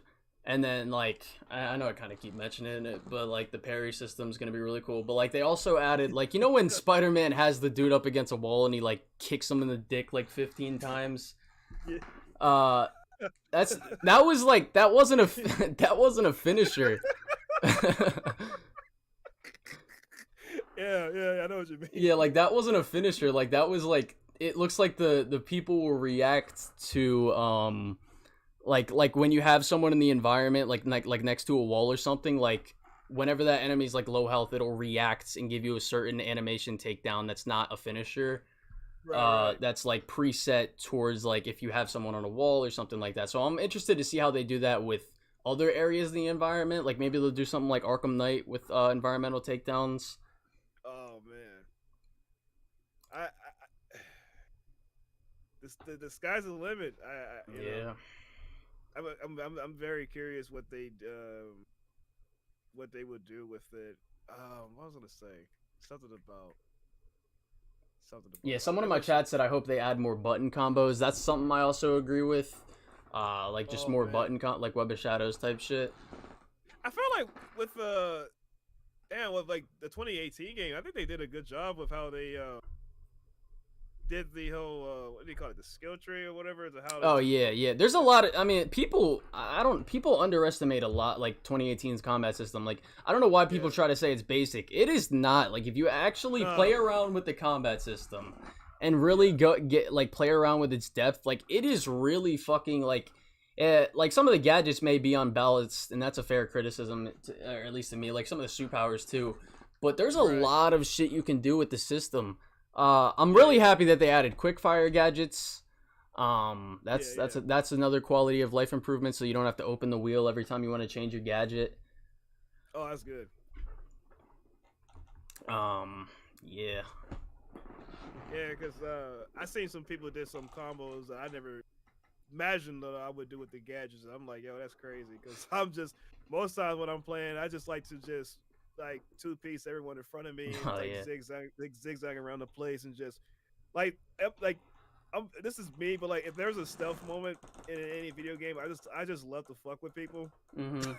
So I do the same thing with Batman. If I'm like hiding underneath a crate, I just let you like have a full blown conversation. Oh, dude, I love the enemy dialogue in the Arkham games. It's like some of my favorite bits, like just gliding around the city or something, and like especially in Arkham Knight, like. Yeah. I know all the other Arkham games do this, but in Arkham Knight especially, the enemy dialogue when you're like taking people out in like a room, and how they like shit their pants and like huddle up with each other, it is so fucking enjoyable. Bro, yeah, that's what the thing I'm talking about. It's the little things I just like about that. I'm really hoping they like the stealth in the first two games kind of sucks, so I'm really interested to see what they're gonna do with the stealth. Right. Especially with like symbiote Spider-Man, like it would really make sense if like the people in the world got like scared of him, like heard rumors about what Peter was doing, how he's being like more brutal with people.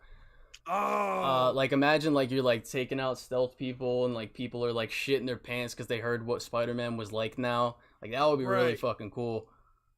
You know what? I hope they do more with the NPCs with that one. Yeah, they said that they're implementing some new dialogue technology, Okay. Yeah, and they said that the New Yorkers and stuff are gonna be more reactive, and like the world's gonna feel more alive. That's I cool. think they were hinting at something like Red Dead's open world, like how the NPCs interact with you and that. Uh, Oh, so that'd be like dope. yeah, so like this. I'm wondering how the new dialogue like technology, because they said it's never been done before, like the new dialogue stuff. So I'm interested to see what they're gonna do with that. Oh, that definitely sounds game of the year contender right Yeah. there. I mean, if it's like some new features and everything, that's. I mean, Sony's definitely gonna push this game for sure. They Yeah. have I to mean, it's push been that. in development since while Miles Morales wasn't, like they were writing the story since like 2019, 2018. Yeah, it was funny because I was telling Jacob this too because like there was last year I was kind of worried because I was like it's been I think they did the Spider-Man 2 trailer like what like somewhere in fall of like 2021 when they announced it Mhm. and then they went quiet for like they didn't speak on it last year Yeah, it was and I was really like annoying. I'm kind of getting scared now because like I hope there's not development hell or something but then from what we've seen so far Now, the like main reason for it was the Xbox deal with Activision, like that whole Activision Blizzard oh thing. That's why the Spider-Man, like the gameplay that we saw was yeah supposed to be shown like at the 2022 PlayStation Showcase, but they didn't oh do it snap because of the no the whole Blizzard stuff. oh because of the whole trauma Yeah, yeah but yeah once that ended, the showcase was announced a week later. We got the fucking gameplay. And then after the gameplay, we just got barraged with a bunch of fucking news. Like we just got a whole Comic Con panel, got two new, like a whole gameplay demo, another story trailer, a shit ton of blogs and interviews like regarding information. Like the news man just it was nonstop ever since that gameplay demo. man and then damn and then also too they work on Wolverine What would you say? and then also too they also working on Wolverine Yeah, that game's not gonna come out till like 2025. yeah They just hired a combat designer a couple like I think like a month ago now. they He did yeah, he worked on Jedi Survivor. They hired somebody from the Respawn team to work on Wolverine. damn I'm sure they were probably just writing the story and just trying to figure out cuz Insomniac's really story focused, like they like to tell really like good stories. right Um so I'm sure like they have the story planned out, probably not fully written yet, I'd imagine, but like I just imagine like because they're just in the early development phase of like design it, like figuring out what are they gonna make it a linear game, are they gonna make it an open world game, are they what are we gonna do with this that like man but speaking speaking of that like the Avengers do you think that game hmm, could have been better had they went with the I guess the Spider-Man approach, where it was like, great story, but also like great gameplay moments. Maybe like an open world I think environment. Do they you think it? tried to do that but they failed at it. Like they tried to Yeah, do the story thing, it wasn't really good. yeah. The gameplay also wasn't really that good. I think So they disappointing. really did try, but they just failed. I honestly, I didn't buy that game when it first came out because I wasn't interested in it. Like I saw the early gameplay, and I saw Yeah, it was like you had to control multiple characters all at the same time, and like those type of games really don't interest me that much. Uh, right. Unless it's like that's why I was excited. I was kind of excited for Gotham Knights to see what they were gonna do with it because like they said that you were gonna have to control one at a time and but you can still like it's also like Spider-Man 2 is kind of doing the same thing. It's like you can choose a character you play as, but you don't have to Yeah. control all these different characters and like fucking do like loot boxes and like level up other characters. It's like that shit's stupid. Um, Oh my goodness. so like I just like even Suicide Squad. I'm not really I didn't care for that game when it was announced. It Yeah, I was. kind of looks like a bootleg Sunset Overdrive. Oh my god. No, I cannot see that. That's crazy. That's it. It was like I watched the gameplay and I was like, dude, this shit looks just like Sunset Overdrive but worse. Oh man, I it don't says. know. I don't know why Rocksteady has this great combat system with the Arkham games, and they didn't show off any melee shit with the Suicide Squad characters. Like Harley could have been cool. They gave Yeah. Captain Boomerang a fucking gun. Like, what the fuck are we doing here? Yeah, I don't even know. And then that game was just as quiet too, and I don't even know. I think probably my issue with Suicide Squad, like before they did the actual gameplay reveal, because it did look promising at one point, but then they had like what I guess the gameplay from what it looked like, it looked kind of generic as hell. I hate to put it that way. Before the Spider-Man 2 gameplay even came out, like, cause like even me right now, I knew exactly. Like, I didn't know exactly what we were gonna get, but I knew the game. Like even a year ago, like I knew the game was gonna be great. Right. But like I remember people were saying like, "Oh, Suicide Squad is gonna be the best superhero game next year." I'm like, dude, no, the hell it's not. Like, there's no fucking chance. And then the gameplay demo came out, and I was just like, yeah, like the story premise looks absolutely stupid to me. Like, they're fighting the Justice League. Like, what the fuck? Like, how are they gonna survive that? They probably saw one of the Justice League episodes limited when they like I think when I forgot they did a mission with Rick Flag and they went to infiltrate the Watchtower to steal something. I forgot what it was. And they was like, yeah, we're gonna make a game based off of that, but something similar to that. The thing that really pissed me off about it was they canceled an Arkham game, like a Batman Beyond Arkham game, to make the Suicide Squad game, which is just I don't understand it. Really? Yeah. That's crazy because Batman Beyond is I love Batman Beyond. It's such a slept on character. Yeah. Such a slept I think I don't know if it's slept on. Like, I think a lot of people like the show. Yeah. Like it was actually the first. Like, Batman Beyond was actually the first superhero media I ever watched. Oh, I'll be honest.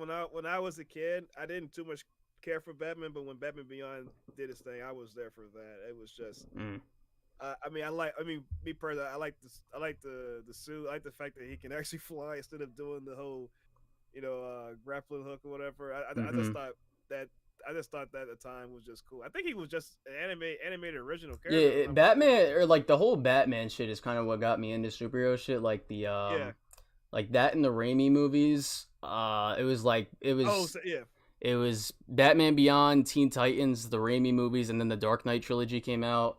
And then the Arkham, or I didn't play Asylum because I didn't know the game existed, but my mom got me Arkham City for Christmas one year. I was like, what? Fucking Batman, holy shit. Played the game, I was mesmerized by it. Yeah. Man, and then like the rest was it. What did you think of like Arkham Knight?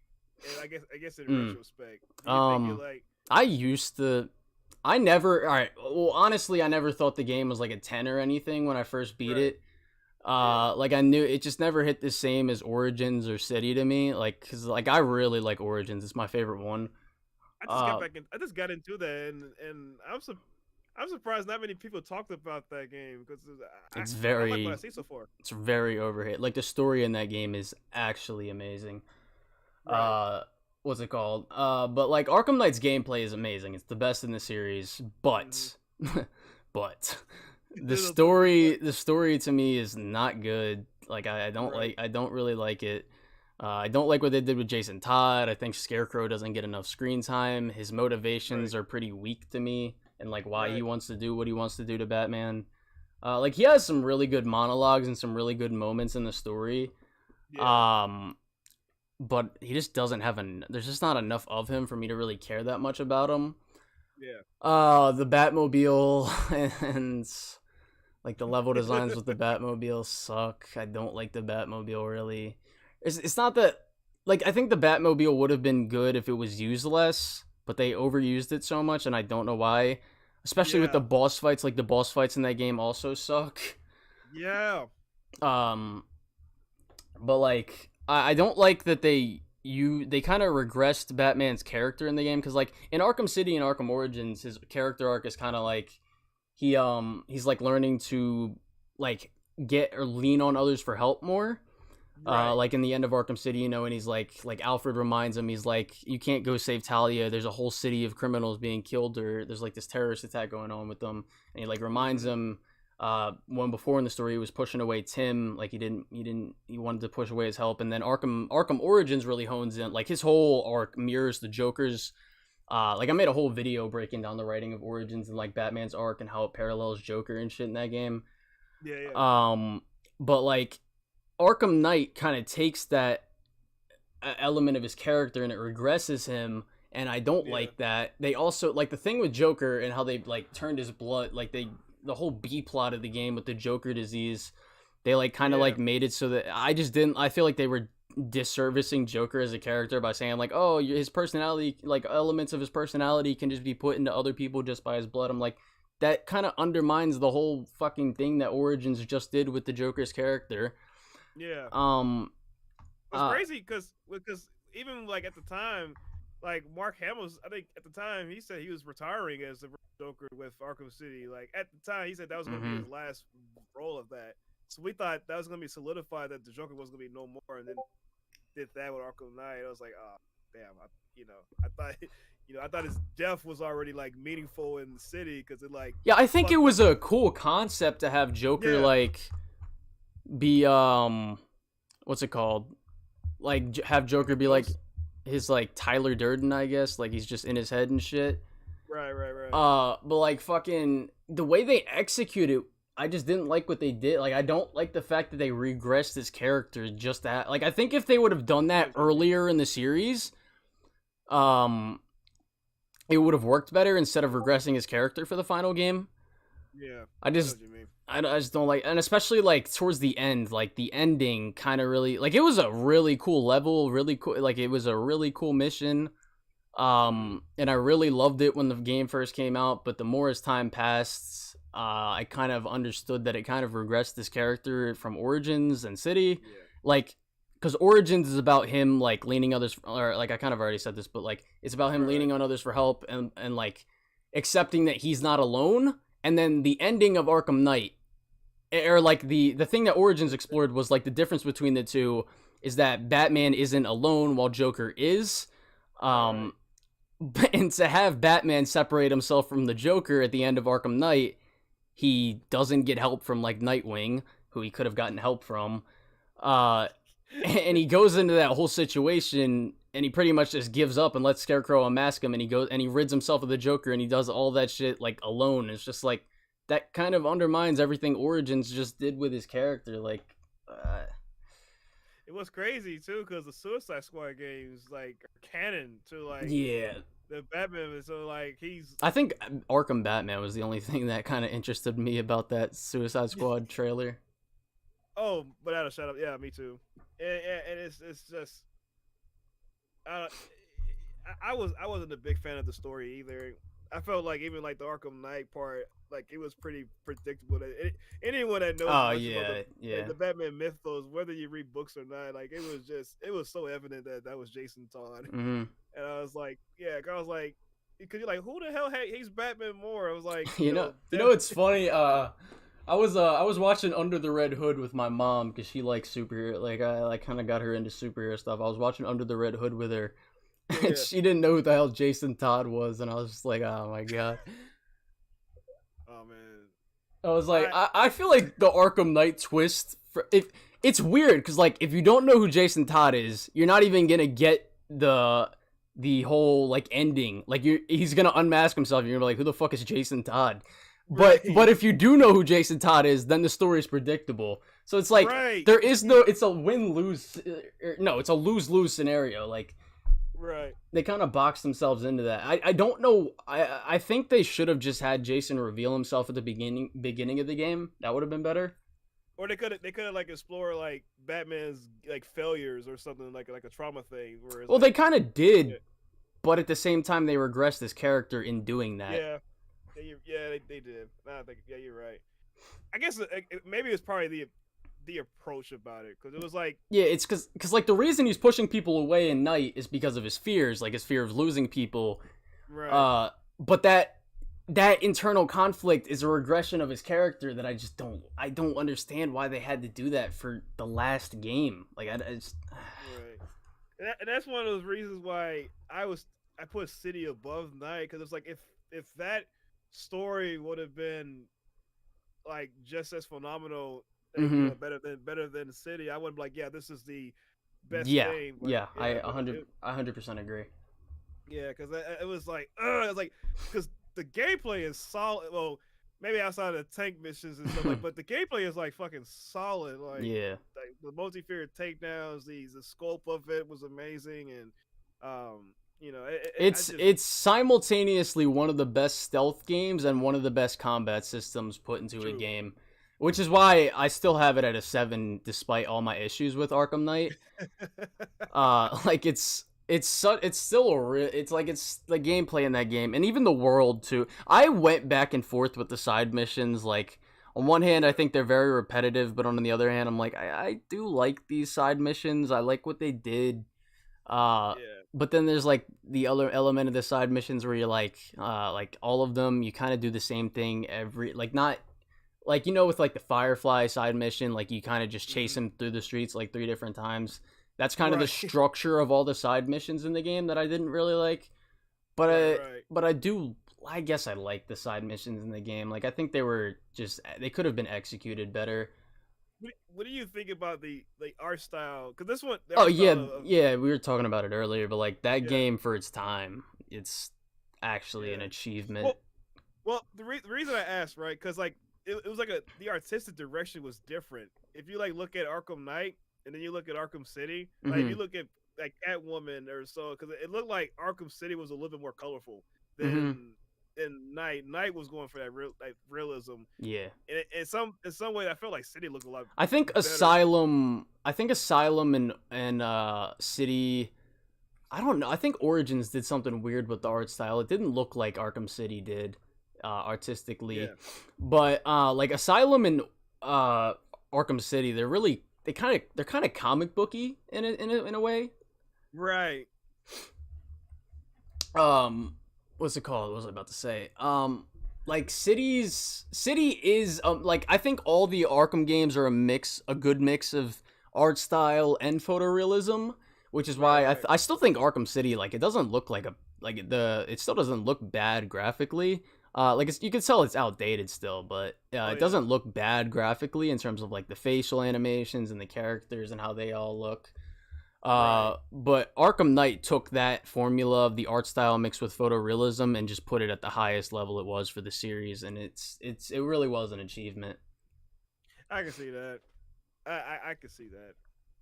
If it's one thing, this is one thing I'll say. I always say this about most games in general. If it's one thing in particular I hated about, they did this with City as well. I am not a fan of the Riddler challenges. Oh, no. Arkham City actually has the most Riddler trophies. There's 400. Yes, and I hated that too. Yeah. But I think with Night, what pisses me off is like, if you want to see the real ending, all of those things. Oh yeah, with Night. Well, with Night, the thing with Night is like, I think they made the Riddler challenges more inconvenient than City did. Yeah. Especially with like some of the Batmobile stuff you had to do. Like the puzzles aren't even good; they're just tedious. Like they're like non-puzzles. What I consider like a non-puzzle is like it's like a puzzle that you know the solution to, but you just have to do it. It's like you know the solution to it before you even like really do it. There's not much thought into it. You're just kind of doing it. Right, you're just basically suffering through it. Like, yeah, I think God of War has some puzzles like that through its gameplay loop. Same with like Zelda. But yeah, those are just not good puzzles. Oh my goodness! It's funny you mentioned Ragnarok, because one of the big I know it's off topic, but one of the funny things about Ragnarok, the one thing people hate about Ragnarok, I don't think it was the puzzle themselves, but it was like when you're trying to figure it out, and then your companion would tell you.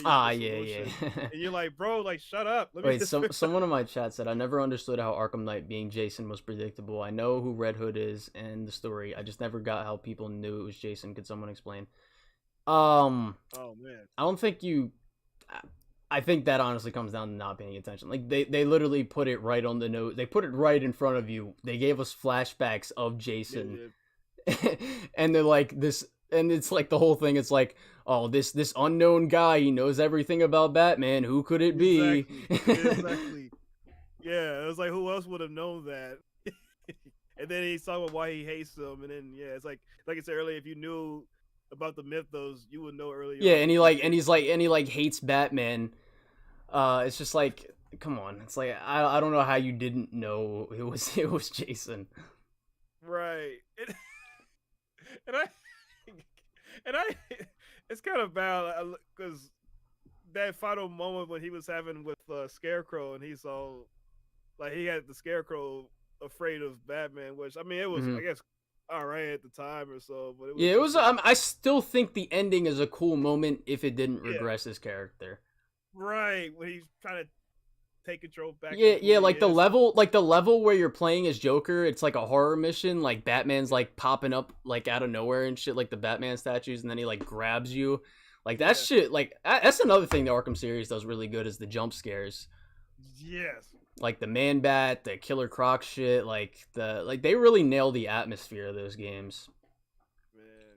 But a lot of people I think a lot of people was hoping that you get to see like regular NPC characters from not Gotham Knights, Arkham Knight. And I low-key kind of wanted that too, but then they kind of like did the whole thing with Arkham City. You know, we got to get rid of all these people, so the city is run by criminals again. But then again, he's like, you sit there and think about it. It's like how many times in Batman stories where the city's been overrun with criminals. So it's like, I guess it's not really that big of a deal when you think about it. Yeah. I think they do kind of do a good job with the excuses to make the world like dead, I guess. Like it makes sense narratively, but like I think cities honestly I don't think any of the worlds really feel that alive. Like Arkham Knight's world is really good still cuz Right. like I love just like running up on people like while they're having conversations talking shit on Batman, you just run up behind them, beat the fuck out of them. I love it. Like yeah, like that shit's great. But like it's not like that's actually something I liked that Gotham Knights did. Like they intertwined civilians while also having criminals and shit going on. Mm. That was actually one of the improvements that I think Gotham Knights made over the Arkham series. They may have not Yeah. had the thug dialogue. They was definitely missing that. Oh man. But I do like what they did with the open world in Gotham Knights. I honestly think that Spider-Man, you know how like they have the did you play Gotham Knights? Nah. I actually bought it. I've been waiting to check it out. So like they have this crime system, right? You know how in like Spider-Man they have the crime system. What Gotham Yeah, Knights yeah. did, they had this thing is like called premeditated crimes. And you like sometimes you would have to interrogate people, and if you interrogate enough people, you get this big deal crime, like it's like a robbery or some hostage situation, something like that. I think Okay. Spider-Man 2 could really implement that crime system or something like elements of that. And I think that Yeah. would definitely be an improvement over the crime system from Spider-Man PS4 and Miles Morales. Oh man. That'd be dope. I'm not gonna lie. Mm. Makes me win. Now I'm trying to. Yeah. Now I'm trying to think about it. Was there? Let me ask you this. Okay, I know I make jokes about it about the Mary Jane missions, but I don't think I really hate them as much. Uh, I What's your take on that? I don't know. I think they're there's a couple that bog down the pacing of the story. Like Yeah. there's like a Tombstone mission where like you have to sneak through Tombstone's fucking base. It's like a flashback. Mm, I honestly think they would just be better if it was just like a quick cutscene of MJ telling us her scenario. Like I don't think we needed to play as her because it's yeah. not fun to play as her. The only MJ missions that I like gameplay wise, or it's not really all MJ missions, but like the one with Miles and Rhino, I liked that mission. Like the atmosphere was Oh, great for that. I felt like a horror too. Yeah, yeah. I also liked the Grand Central mission where you're like teaming up with Spider-Man and like telling people to take the thugs out or whatever. Yeah, I that was like cool. that. I liked the Norman's penthouse mission for the lore details and story elements it gives, but gameplay wise, it was pretty boring. Yeah. I feel like that was, or like, but the other ones, they're just like the first MJ mission, the art house. Oh, it's Yeah. so bad. Like it's not fun gameplay wise, and it bogs down the pace of the story so much, and it gives you the stupidest puzzle to do. Like it's so bad that I legitimately have a mod installed on PC that lets you skip the missions entirely. Damn, that's Yeah. crazy. Yeah, it's like unless you want to learn about, I guess, what is it, like some culture or whatever. Other than that, you just care about. You just I want don't to think play. they were bad on the first playthrough. It's mostly just replayability. That's what really fucks it up. Cause Yeah, like I've I think. replayed the game at least over 20 times, including the DLCs. Yeah, Uh, and like whenever you run into those MJ missions, it's just like, come on, man. I just want to be Spider-Man. I think for me too, because like I think another aspect of it is like MJ. Why are you putting yourself in this like dangerous situation? Funny thing about that. I actually just got into like a fucking war with somebody because somebody made like a 2 hour long video trying to say Spider-Man PS4 story was bad. Oh shit! And I like made a whole debunk video on it, and there's like a whole fucking it's a long scenario. It's a long, my chat knows about it, but fucking um like the thing with MJ like putting herself in these dangerous scenarios, I like it. Like I like because it's her character flaw. Like she thinks that she Right, doesn't right, need superhero help. Like I liked it for the element of her character. right. Makes Um, sense. so like I don't have a problem with that story wise. Because it's like MJ growing as a character. She's not just some little damsel in distress, like this one dimensional, like just stupid character that nobody cares about. Yeah, Uh, yeah.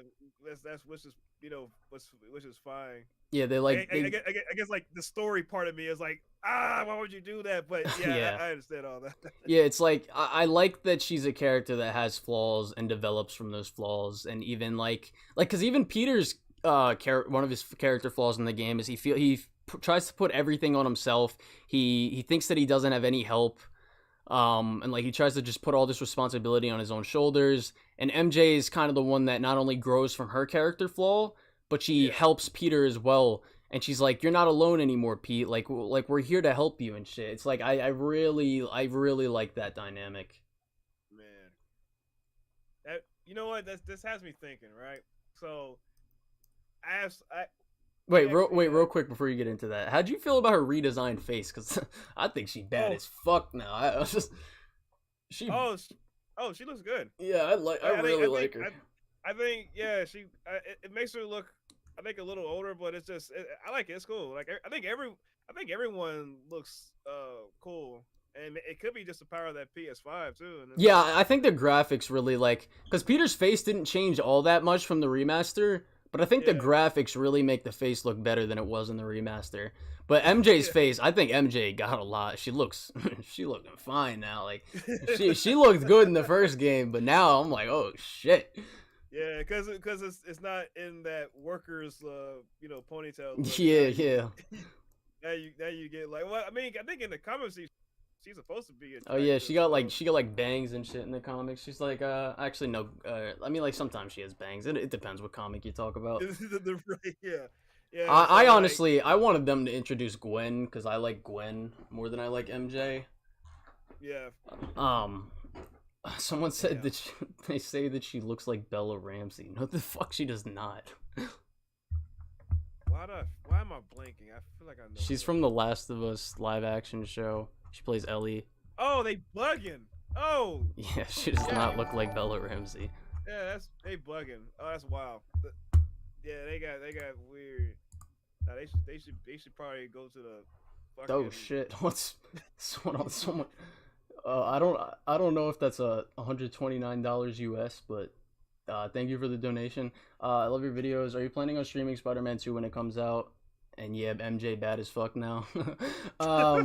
Yeah, I'm probably gonna stream Spider-Man 2 when it comes out, but I'm not looking at my fucking chat because I don't want to get spoiled.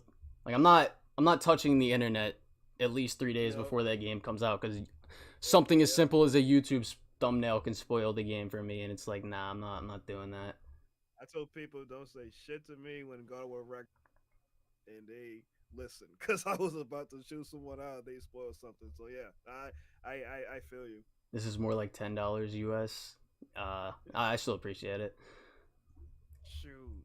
Speaking, I might as well just replay that. You know what's crazy? I was actually thinking about doing it. I actually recorded like all footage of Spider-Man 2018 and Miles Morales. And I still plan to do like, I was waiting on Spider-Man 2 to come out to do like one of those comparison videos to see like which holds up between like Batman Arkham and that. Because like I want to do it just for like fun's sake and such. And just like, let's take these two great games, these two great game series, and just compare, see which which does better here and here, just for like fun's sake. Yeah, I honestly like right now. I still think, I mean, like, or what's it called? I still think Spider-Man PS4 is better than every single Arkham game. Not as a whole, but like individually, right. Each one.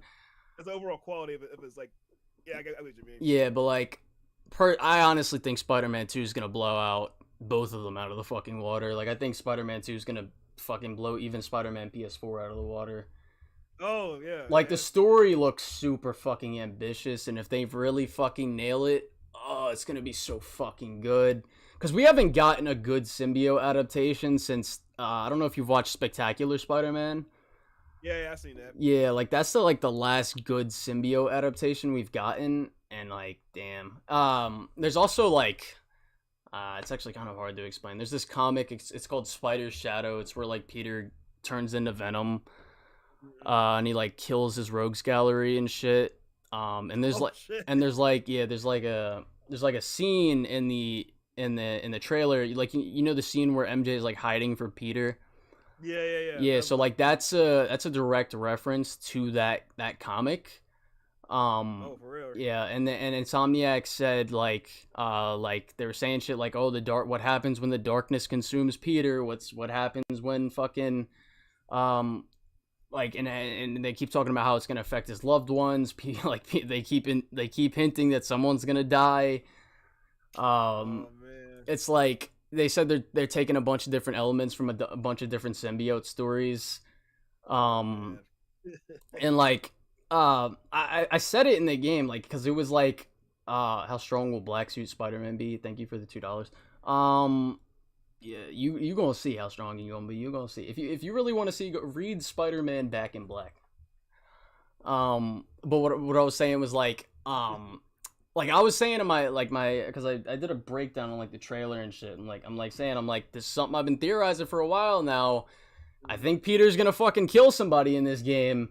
I think that symbiote's gonna push him over the edge. And I got a couple comments saying like, oh no, if Peter kills someone, it'll ruin the story. I'm like, dude, have you read the comics? Like, he's killed before. What are you talking about? Right. I mean, the stakes are high. I think people kind of get like Batman and Spider-Man, like anybody that has like a fucking no kill rule mixed up. Like, Peter is a character, like if you push him hard enough, he will kill you. Like, they're not scared. They're not scared to do that. Yeah, I hate the no kill rule. Really? I hate that. It just makes it it just makes it too much. How can I explain it? Like, the whole morality between good and evil. It just makes it. Killing people is bad, but it's like if there's someone that necessarily needs to be taken out. Like, yeah, that's kind of why I like why I like the fact that Spider-Man kills when, like, because he will kill, like, he'll kill if he has to, right. Whereas Batman, like, I think Batman and Spider-Man are probably the people that do the no kill rule the best, because like the thing about Batman is like if he kills, like his famous quote, if I kill a murderer, there's still another murderer, or there's still the same amount of murderers in the world. And shit, like, it's like, and if I cross that line, it makes me no better than the people that I'm fighting against. Like, I think that those are really good elements that like go against, or like go with his no kill rule. Yeah. But I get what you're saying, and like how like the no kill rule can kind of make a situation that could be kind of easy harder than it should be. Yeah, cause it's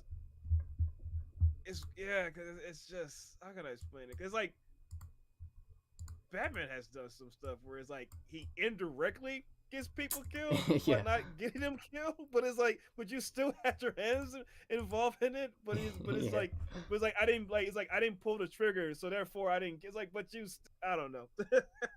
Yeah. It's one of those things when it's like it's like a I like a think I personally think the thing they try to write it off like with like reasoning. It's like Batman wants to send people to the asylum so that they can be rehabilitated. But I'm just like, dude, you're rich. Like, just say fuck the law. Put them in a fucking cage somewhere. Like, I understand it the first time he's fight. Like, that's why I like early Batman a lot more than I like older Batman. Oh yeah, Except for like the Dark Knight Returns. That shit's fucking great. But right. and as well as Batman Beyond. But like I like the early year Batmans a lot more than I like older Batman. Purely because you don't have those things like that. Because like most of the villains he's like really early on in his career with. Right. Whereas like when he's older in his career, it's just like, dude, you're fucking rich. Just get a prison, build one, so that these fucking villains can't break out of it. Like, Yeah, it's. I feel like well, like him in general, it's like Gotham is so beyond saving, or either his involvement is like he's trying to make things better, but it just ends up repeating the cycle all over again. Like, yeah. Well, I think another element of that comes down to just rebooting stories. Oh yeah, a lot of that's the thing with, I guess, a lot of the comic book. It's just Yeah, like they kind of. I mean, if you don't really bring these villains back, yeah. who's he gonna fight? Like, well, it's like they gotta make money, so they gotta keep repeating shit or just rebooting new ways or something. I like that Mr. Negative, because Mr. Negative's a fairly new villain, a new Spider-Man villain. Yeah. I really liked his introduction to for Spider-Man PS4. I think he was really well used in that story. I can't wait to see what Miles. Oh yeah, that's gonna be fucking great. Because I'll be honest, I completely forgot that he was responsible for the death of his dad. Dude, I didn't. Like, when I first watched the trailer, I didn't even know it was Martin Lee because he's got like a fucking beard and long hair now. He looked like a whole new person. Do you know who Moist Critical is? Yeah. Some people were saying he looked like him. People were saying he looks like an Asian Keanu Reeves. That's wild. I was like, dude, that's fucking hilarious. But fucking the other thing about that's why I'm also really excited to see what they do with Kraven, because Kraven's another character we haven't gotten a good adaptation of since Spectacular. Yeah. And even Spectacular didn't do it as good as the '90s series did Kraven. Mm-hmm. And now we get to see what they do. And plus too, it's like now we get to see these characters, but like the story and stuff is gonna be like on some cinematic movie telling that's gonna be like long as hell and worthwhile. And yeah, that's like Spider-Man and God of War and Jedi Survivor. Like those are story games that can be. I mean, like even actually Jedi Survivor wasn't even that long of a story, to be honest. But like those are the games. Like I don't care how long the story is. Like I'll fucking play that shit for a week straight because I'm just locked into that shit. Like I'm locked into the story. But like they're saying Spider-Man 2 is gonna be double the length. I'm like, dude, the first game took like 20 hours to beat out. Yeah, they said like fucking the first game was already like 20 hours to begin with to beat. So now it's gonna be like. I took my sweet ass time with that game. Yeah. I probably put in like 30 or 40 hours doing the side content and stuff. Yeah, the first time I beat Spider-Man, I didn't even let the credits roll. I was instantly on New Game Plus for that shit. I'm probably gonna do the same thing with Spider-Man 2. You know, one thing I would say about the Spider-Man games, I'm pretty sure 2 is gonna do as well. They have like great open, like that just gets you right into the action. Mm-hmm. Oh yeah, like Miles. I was saying, you know who Big Wheel is? He's like a joke villain in the Spider-Man comics. Oh, okay. It's kind of hard to explain actually if you don't know who he is, but I probably have to look him up. He's got like this big fucking. It's literally just a big wheel he rides around in. It's so hard to explain. What the fuck? I'm looking it up right now. Oh shit, that's hilarious. That's Yeah, what it looks I like. was like, imagine if Spider-Man 2 starts off with a big wheel chase scene like Rhino or some shit, like with Miles Morales. Like That'd be Like Spider-Man PS4's opening mission was great. Same with Miles Morales. Like they just instantly kick you into action and like instantly set the right, tone for the game. So I'm right. wondering how the tone, because especially because like they're toning into a darker side. I wonder if what they're gonna probably do is they're gonna start off with a lighthearted tone and then it's gonna get dark real quick. Like it's just Yeah, gonna be like this really nice tone shift. right. I could probably see the opening is like kind of similar what they did with Miles Morales, where they both were like doing a mission together. I feel like it And might start off with like a flashback of like maybe Harry's getting taken out of the chamber, then they're gonna show like a flashback of like how the symbiote got to Earth, and then that's good. it's Yeah, gonna kick off into action with like some big like set piece for Miles and Peter, and then the story is gonna mellow out for a little bit, and then really start to get to that dark tone really quickly. true. They probably might do like they did this with God of War Ragnarok where they had like a story recap from the last game, Yeah. and then they probably pick a story recap in here. I mean, either way, I mean, we, God of War's Ragnarok's opening is like probably the best opening to any game I've ever played. Like, you start off with you're running through a collapsing forest, then you fight fucking Thor, and then you get that conversation with Thor. oh It's like, yeah, holy, and then you fight fucking Atreus as a bear. Like, the first hour of that game is just fucking nuts. and that's the thing. I wish most games would do that. Just try to capture, like, just do their part and like hold people's attention. Because a lot of them feel like we gotta be long and melodramatic. Right, just give me straight. If you can even say Yeah. that, Honestly, yeah. if you're not a big fan of those moments, don't get Final Fantasy 16. Oh man, Like this, I probably end up getting it because I've been playing this. I know what I'm getting myself into. So. bro, the pacing, like the story's really good when it gets to those moments and like the character moments and the really good plot points. But Yeah. man, I'd be lying if I said that pacing of the damn story is awful. If you want to talk about like crazy like, cause I know there's people out there that say like Red Dead Redemption 2 is off story, like it's long and drawn out, or they say like Last of Us long and drawn out. If people want to feel, if they want to see how cinematics were, like go play a Hideo Kojima game, go play Metal Gear Solid 4, and like go play like the very ending cutscene, which is like 74 fucking minutes long. You just sitting there watching the fucking cutscene. That is a Netflix. No, like dead ass. Like there's games where I'll be like, all right, I don't understand like people because people like to say that like Sony games are like movie games. And I'm like I don't understand it for most of them, but I was playing like I can see it for like Detroit Become Human or like a Telltale game. I understand that. Yeah. But like I was like I never understood it, and then I played Final Fantasy 16. I was like, all right, I get it. I understand. Was it like on some like Game of Thrones kind of vibe? It actually is. It actually I haven't watched Game of Thrones, but Yeah. it's like that medieval fantasy type thing. It's probably like a bunch of dialogue and bunch of Yeah, there's a politics of like. shit ton of cutscenes and a shit ton of dialogue and a shit ton of slow walking sections. It's like Oh, is this one of those ones where you gotta walk with someone and the gameplay is just like yeah, restriction? Yeah, I hate that moment. yeah. Every every video game has to do that stuff. And then there's like the levels where you have to like you're like trying to like move along with the plot and you have to like talk, you have to like run around the area and talk to a bunch of different NPCs, get this information, Oh and man. most of the time it doesn't really even add much to the story. It's just filler bullshit. It's like it's got a lot of fluff. Like I just wish Oh man. the game could have honestly been like a 9 for me if the level design wasn't so shit and the pacing of the story wasn't so shit. Yeah. I will say I do give them credit for trying to do something different because those Final Fantasy games before, like, I mean, each game they tried to do something different, but this one, I mean, well, how did you feel about the combat? Oh, the combat is I mean it's really good. Yeah, It's pretty fucking easy, which I didn't initially have a problem with, like, because it was really fun.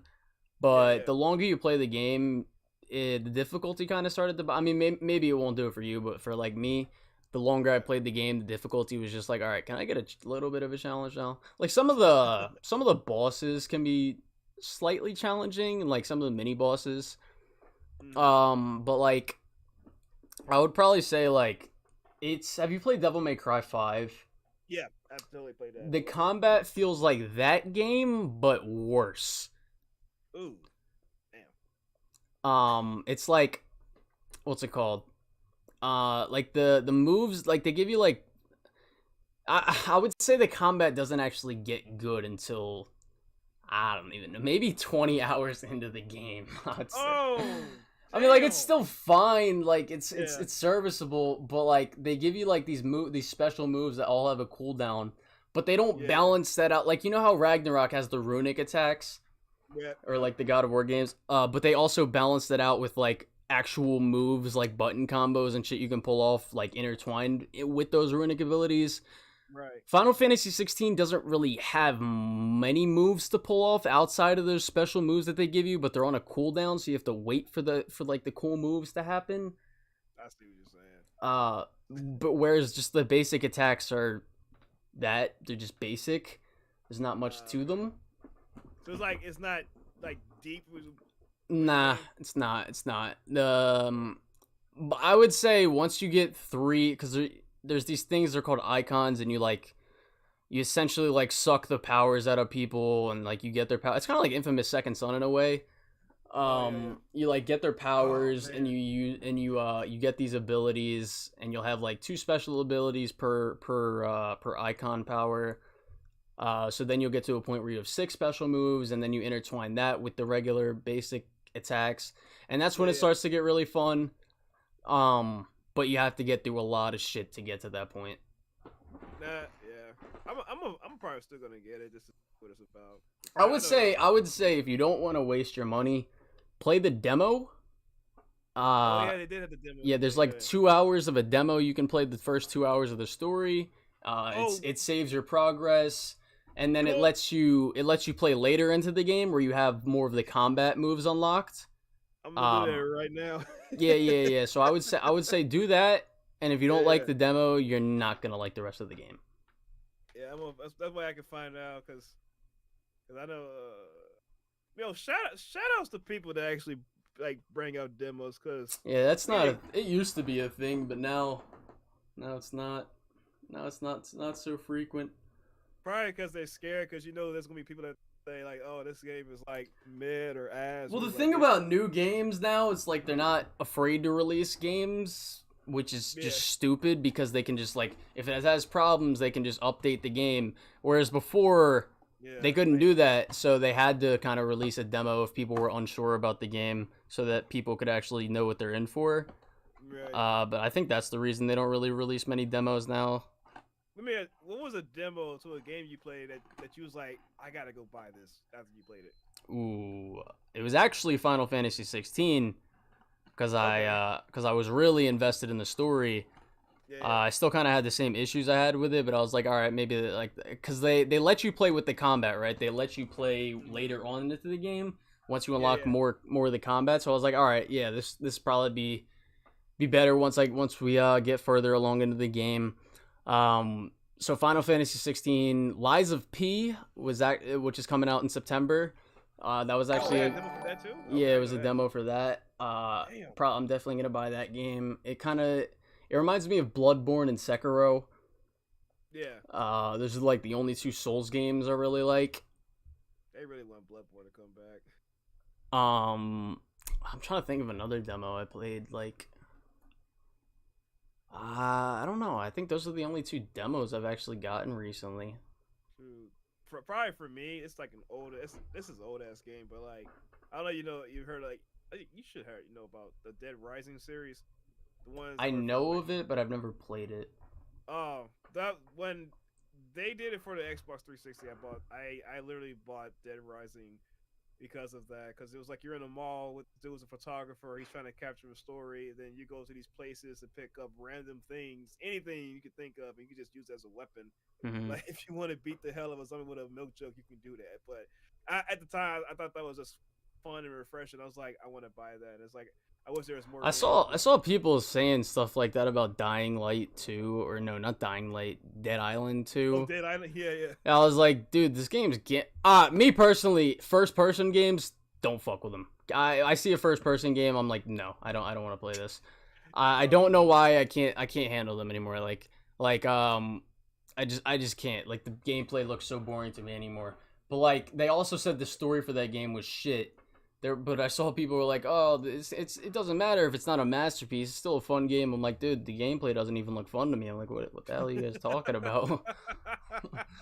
that's not a flex to brag about. I would love a lot of games to be like fucking good, not just. I mean, like, I get what people are saying. Like, a game doesn't need to be a masterpiece, still be a great or a good game.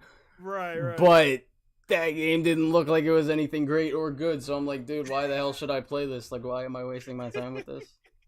Yeah, I totally get it. Like, you know what BioShock. You probably know what BioShock is, right? Oh, yeah. Yeah, so like BioShock 1, it was actually Jacob that got me to play that game. Really? Okay. Yeah, like I saw him praising it a lot, so I was like, all right, you know what, I'll give this game a shot. It was first person, so I was like, I don't know if I want to play this shit. I still didn't like the gameplay, but the story was really good. The world and the level designs were also really good. But it's one of the, I don't know if you've played the Guardians of the Galaxy game. I need to play that. I got that. Okay, so that game and BioShock were two games I played in the same month. And simultaneously, they were the fucking everything I hate about shooter games.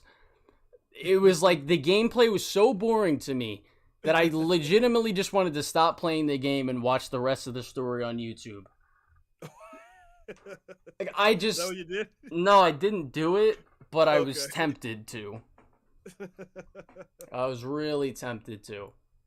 Oh man, I be feeling that way when it's like a first-person zombie game. I get turned off by.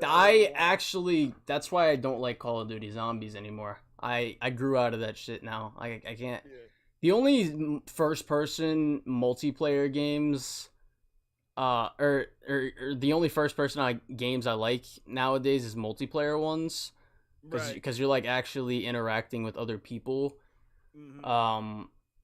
But fucking like it's the same thing. It's kind of like the same thing with all shooters. Like, I'll tolerate a shooter if it's a multiplayer and I'm actually fighting against real people. Right. But what's it called?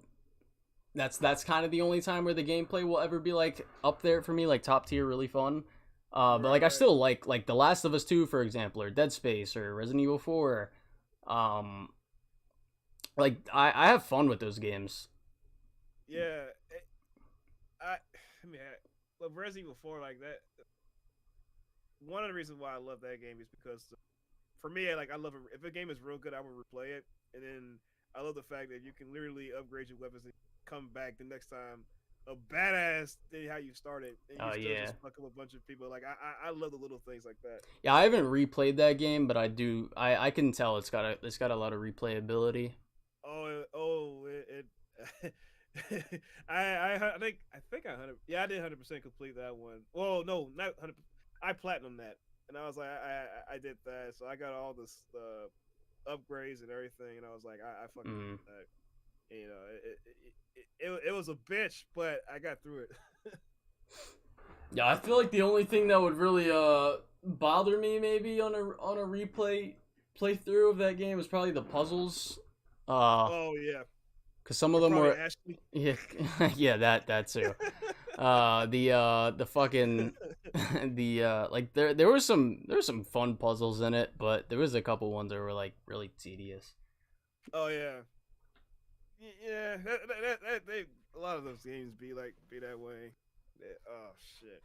Someone in my chat's talking about if we get a mission as MJ where we sneak away from Peter and he has the symbiote. Yeah, I think if they were gonna put MJ missions in the next game, like I was talking about this after I watched the trailer, but like, I think if they're gonna put MJ missions in the next game, that would be a really cool mission where you're like hiding from Peter and he's like going crazy in the background. Like, that would be really fucking cool. Yeah, that would be like a horror moment for sure. Yeah. They said that there's gonna be some horror elements to the game. Like you can kind of see it in the gameplay demo where Miles is going through the fish market and there's like the eerie sounds around them and like the lighting is really dark and stuff. It's like there's like moments like that. They said there's gonna be more moments like that. Oh man. Especially with Venom. Yeah, that. Oh my goodness. I can see that. I guess. Shoot. I'm wondering if with mechanics will. I'm just curious how they're gonna work, how they're gonna about it. But yeah, I'll be interested. You said what mechanics? The horror. Oh not yeah. mechanics, but the horror elements in it, because. Well, they that's kind of where I'm like, cause I'm kind of interested how they use the PS5 for that. Yeah. Cause they said they really used the PS5 to push the 3D audio and the lighting and shit to the next level. Yeah. So I'm like really, and especially after seeing that story trailer, like how graphically it looks, I'm like, dude, this shit's about to be fucking insane. I'm glad it's a PS5 game too. Oh yeah, the people complaining about it being on or not being on PS4 can actually slap dick. Like, you need to get with the times, bruh. Cause we've been playing like the Spider-Man remaster on the PS5. I cannot go back to the PS4 version if I really wanted to. It's like them shorter loading times really make a significant difference. I don't even remember what the PS4 version was like anymore. I haven't played it since 2018. Oh, I actually sold my PS4 in 2018. Oh, if you ever look up like a comparison video, they'll have like timer. Yeah. All over the place. Like if you just go to like that feast, it's Peter Parker. Like it literally loads instantly. That one, it was like it takes like a few seconds or so, or even like you do like you go back out to the city and everything. It's like it takes time to load. You're like, damn, I forgot how fast that SSD really is, and it's like it really makes a big difference. Yeah, they said that there's you know how they did Ratchet and Clank Rift Apart. Yeah. They said they're going to be implementing, because it is Insomniac, they said they're going to be implementing instant character switching with Miles and Peter. So, like, you can, like, you know how they did it in the gameplay demo where you instantly switch to Miles? Right. It's going to be, they said it's going to be like that when you switch between the two. It's like GTA, but if it had instant loading screens. It's funny because they did the GTA 5 enhanced version, which it really wasn't. I think I know. Are you talking about the Spider-Man concept video someone made? No, what? Someone did that? Yeah, someone made a GTA. Here, hold on. I could probably pull it up. It's like that's hilarious. It's like a GTA concept. Hold on. It's not like somebody was hating. Hold up. Where's this shit at?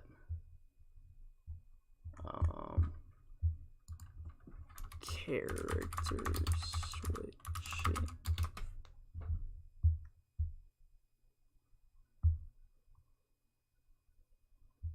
Oh, here it is. All right, wait.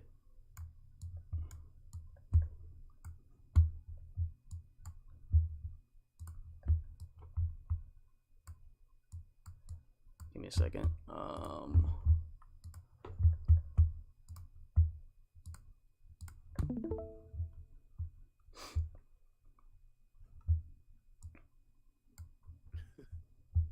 You can see it. Yep, I see it.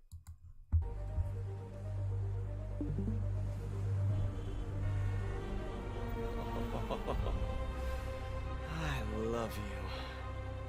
But now, I must destroy. He's got like a fucking beer bottle.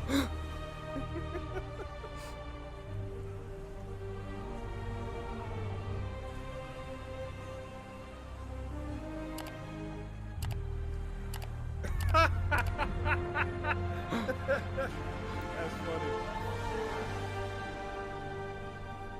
It's actually crazy. Like this game or this concept, like graphically looks really good. Dad's favorite album. You put put this on every Sunday while he made coffee. Well, if they can let you play Venom, that'd be kind of. I feel like there's gonna be a couple missions that let you play as Venom. Yeah. Because you know, if that's gonna happen, he's definitely gonna have to get his head off. Yeah.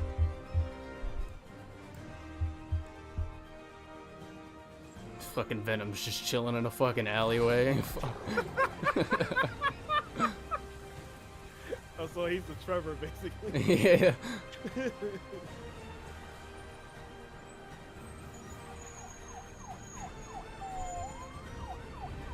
That is the deal. This shit is just so fucking funny to me. That is funny, and I'm not even mad at it. That's if they can. I mean, shit. I'm for it, bro. Yeah. That's why I can't wait. And oh my goodness, man. I just want something. Wait, have you ever seen? Okay, I got one thing. I know I gotta go at this point, but you ever seen that show Invincible? Yeah.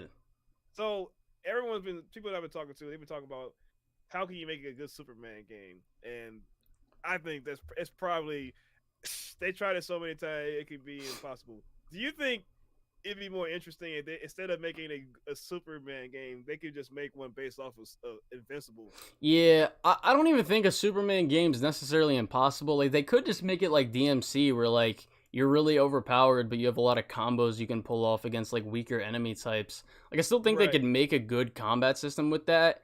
It's just kind of hard to make it challenging, I guess. Right. As well as implementing like a good narrative with it. Yeah, because I feel like with Invincible, because like he gets his ass whooped a lot. Yeah. And it's like he has like that set of like Superman like powers, but then he be fighting people that would like whoop his ass like Battle Beast. You're like, God damn. Mm.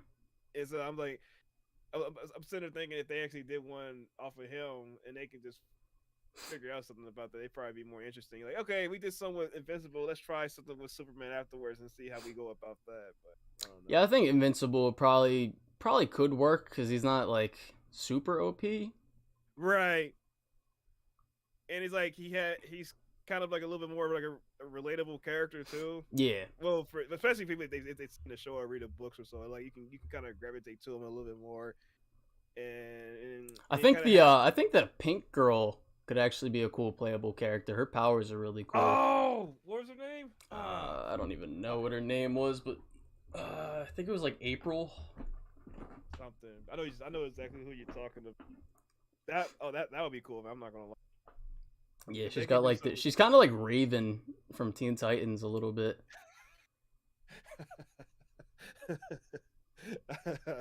I see what you mean. Yeah, like fucking shit. Oh yeah, her name's Adam Eve. Adam Eve. Oh yeah. That'd be cool as fuck though. If they can do that with her, it'd be dope. And shit, I'm already hyped for season 2 when that shit comes out. Yeah. But yeah, man, bro, this was actually pretty good. I'm not gonna lie. We gotta do this again. Yeah, I'll maybe we could ask Jacob or something, because I know me and Jacob and Deadbeat were all gonna I think we were gonna talk sooner or later about like fucking Spider-Man and the Game Awards and stuff. I'll be down. So yeah, I'll probably I'll let you know about that if we wind up doing it soon. For sure. But yeah, this was a good convo.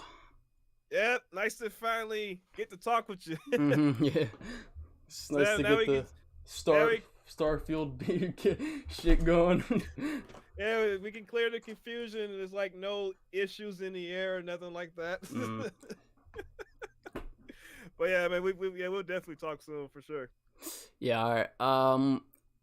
If I'm probably gonna end my stream in like 30 minutes, but if any of y'all in the chat want to join and like ask me some questions, I'll stream for a little bit more. You're gonna go, right? Yeah, I'm finna get ready to go do my thing. So, all right. So yeah, man, I'll chat with you later. All right. Take it easy, man. You too. All right.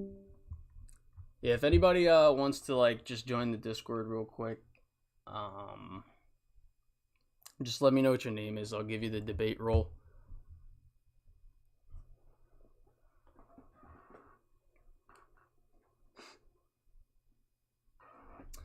Gaming with Kev. I don't even know who that is.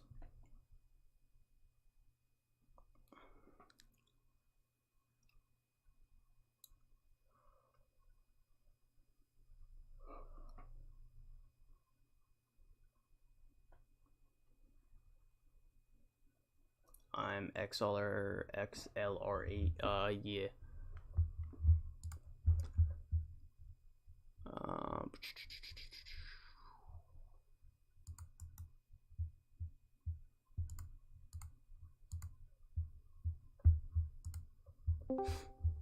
Yo. Damn, joined instantly. Goddamn. All right. Did you got something you wanted to ask? Yeah. So, what do you think is gonna be like the main mission for Spider-Man 2? Can you like clarify more what you mean by that? Like the starting mission. This one. Big wheel chase scene. Oh, definitely. Going Like through the city Arkham chasing Big Wheel. Yeah, like way more destruction too. Yeah, I mean Tony Todd said that Spider-Man 2 is gonna be a lot of like. I remember there was this interview he was he's talking about. You remember that scene with Rhino and Miles Morales? Yeah, the Spider-Man 2 is gonna be a lot like that.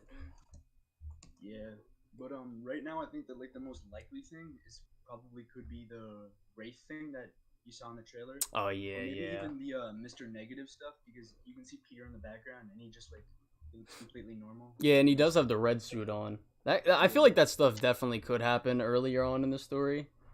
Especially with Wraith. I think Wraith is probably going to be introduced really early on. Yeah. But I do hope that Wraith is a side mission that you have to do with the black suit on. Yeah. Like while he still so, has the black suit. That would be really, really good. motion to it. So, yeah. So, like, have you played Red Dead 2? I'm just wondering. Yeah, yeah. What are your thoughts on that? I have it at a 10 right now, but I've kind of been debating for a while whether I want to drop it to a 9 purely because of my gameplay issues with it. Yeah, I have it at a 9.5 because I feel it falls under the same like gameplay issues as GTA 5. So. Yeah, I think GTA 5 has slightly better gameplay purely because of the cars, but I do think Red Dead has better gunplay than GTA. Yeah. If you hear like snorting in the back, that's my dog. He has nasal issues. It's all good. Yeah. So yeah, that's kind of just like what I wanted to ask you. All right. All right. Thanks.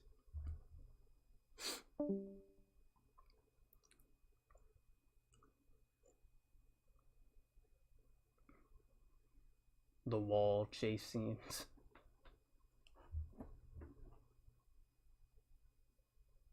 Marvel Spider-Man 2 will win Game of the Year. Mark my words. I mean, shit, you ain't gotta convince me of that. You know, I'm the wrong person you need to convince of that. What's good, JP? It's good. You doing the whole debate thing? Yeah, I'm probably gonna stream for a little bit longer.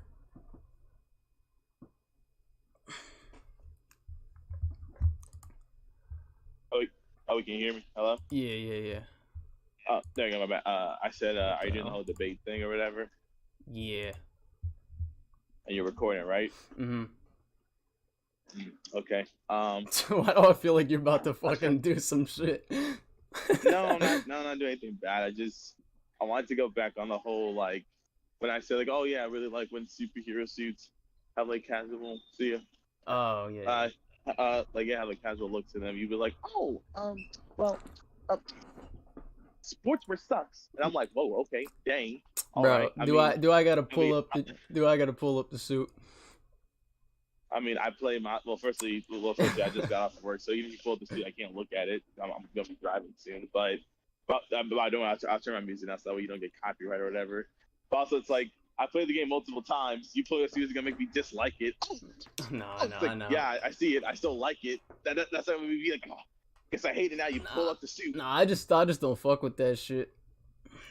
It's like I don't fuck with the great responsibility suit either. Yeah, that must be a homemade suit. So I mean, yeah. Like I guess there's someone like that because that is just going off of the original comic design. They just added like little touches, like the back spider logo, and then Miles' shoes, and then that's it. I do like the lenses though. I really love the great responsibility lenses. Those are really cool. I like big spider lenses. But with sports, it's just like the reason I like is because like yes, it's obviously inspired by Into the Spider-Verse, but still is doing its own thing, and it still has impact to it because it is. It's in that it's respecting Peter's colors, but also it's foreshadowing Miles's colors because obviously you see the bottom part is black and red, which implies that he was already starting to make his own Spider-Man suit, but he just couldn't do it because he's been busy with life stuff that happens. Yeah, I think I think the moment in the game where he makes his own suit is really good. Yeah, and with with the red and blue jacket, I brought up that those jackets. Now, granted, at least the blue one. I don't know if the red one is the same one, but at least for those two, I like to say that those are the same jackets he wore in PS4. And when he wore those type of jackets, he was doing some pretty big shit. Like when he wore the red jacket, that's when he first met Spider-Man and punched him. That's also the jacket he wore when he got bit by the spider. The blue one is when he wore the blue is when he was getting fucking trying to get medicine for fees and had to outrun Rhino and shit. So I mean, like those pieces of clothing are probably important to him. That's why I'm like, hey, I do think it's a good suit from a narrative perspective. In the same way that I think the Spider-Man 2 symbiote suit makes sense for the narrative and like how it's designed. It's just like the design is just not the best to me. No, that's fair. I mean, don't get me wrong. Like that's not even my favorite. My favorite is probably the 2020 suit. I really fuck with that cool cyberpunk. Oh, that's another suit that I'm not really a fan of. Okay, well, at that point, you just got bad taste. I'm sorry. We can debate about that, but 2020, goddamn, that's a beloved suit. I thought you were gonna say that. I thought you were gonna say the 2099 suit because that shit is 10 masterpiece of a suit. I love that one. That's my second favorite. I love the 2099 suit as well. I love it. Funny enough, with Miles, I don't dislike any of his suits, like at all. Even the ones people criticize a lot, like the strike suit or the programmable metal. Like, yeah, I know people rag on that, but I personally fuck with it. And I still did my favorite. I will easily be like, no, give me some shit like give me other suits above it, but I can rock it. It doesn't bother me. Let me think. The programmable matter, I know people rag on, but I personally like it. I kind of like how Miles has his own anti-ox suit. When you think about it, it's technology that his the programmable matter main suit. villain Yeah, I like that suit too. I think that's also why Peter has the Iron Spider legs. Yeah, I also when I first saw the reveal trailer, I thought that the Iron Spider legs were definitely the programmable matter. Yeah. Let me think. Also, fuck, what was it? Right. Yeah, I will say there's two suits. I'm not gonna say the YouTuber because he is technically a friend of mine. Like he's a friend of mine. We're cool, but he ragged on two costumes for Miles that I don't personally get. He said that the top 5 worst suits in Miles Morales. He said the 5th one is the winter suit. What? I know, right? And the number 1 worst suit in Miles Morales is the Brooklyn Visions Academy. And I'm like, why are those two suits the worst ones? Those are just classic suit with cool clothes on top of it. Yeah. Done. Like, how is it? I don't get why those are the worst. Oh, well, they're lazy and all that stuff. And I'm like, but here's the part that makes it funny. Do you wonder what he had in his top 5 best DLC? I think. See that never seen. Wait, how do you feel about the advanced tech suit? Oh, I like it. Mm-hmm. I used to love it. Like, oh my god, it's like oh my god, people say the tracksuit, but nah, this one is the better one. I'm like, no, I'm wrong. I'm sorry, the tracksuit is like way better. The more I wear it. I think fucking love the I think the my only issue with the advanced tech suit is it got a bunch of unnecessary lines on it, but I do really like the suit. I think my only issue is like that his lenses aren't red, and I guess maybe that's the point. Maybe not supposed to be red. But aside from that, like I said, I really fuck with it. Like I said, but for Peter, funny enough, I know it's gonna be a hot take here because I know people dislike certain suits in PS4. The only thing I dislike is Spirit Spider, and even then, it's not because I think it's a badly designed suit. It's just like it's too out of world for that. For the game. It doesn't. It's not badly designed. It's well made, but it does. I like the Ghost Rider aspect of it. I like the Ghost Spider, I guess. Yeah, but aside from that, it's like there's really nothing else I can really that makes me want to wear it. Because like, every other suit I like, for people wondering, yes, that includes the undie suit. I unironically like undies and Fear itself. I The get the Fear criticisms itself for it. suit is so ugly to me. I Oh, think wait, I honestly think a lot of the suits in Spider-Man PS4 are pretty ugly to me. I mean, I personally disagree, but you know, I mean, suit taste is very subjective. Because me and Comic Legend, he said something like, "Oh, Arkham Knight has better suits than PS4," and I'm just like, nah. do you mean that subjectively? Like I was looking at like, do you mean that subjectively or objectively? Because like, if you mean that subjectively, that's understandable. But objectively, I mean, I honestly think that whole thing is subjective. The whole, I mean, like the suit design or some shit. That's an entirely subjective thing.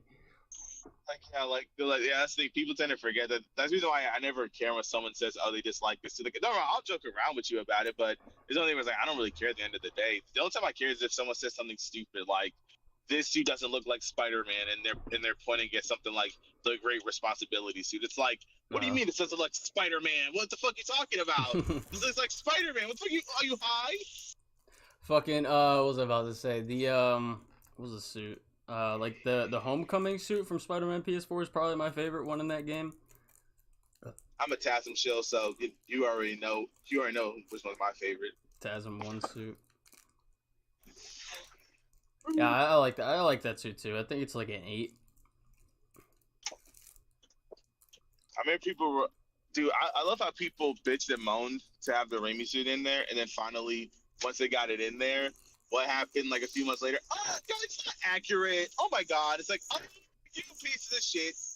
Y'all were getting on Insomniac's ass, and now it's like, well, it's not accurate. So like, fuck this game. I don't even think the Raimi suit is all that fucking amazing to be like fucking. They were getting like death threats and shit over that fucking suit. I mean, it's a really ever is that great to be getting death threats over. Even the symbiote, I'm like, I'm not facing death threats in Insomniac for the black suit. Bless your mind. Nah, fucking the No Way Home suit, fucking that needs to be in the fucking. No Way Home. The Find No Way Home suit is just like, let's get okay, we need to get a sniper, just point it right into It's like, no, stop, Jesus, it's a piece of fabric. Fucking. Oh my God. Same with the TASM 2 suit. I don't know why they didn't add the TASM 2 suit when they added the TASM 1 suit.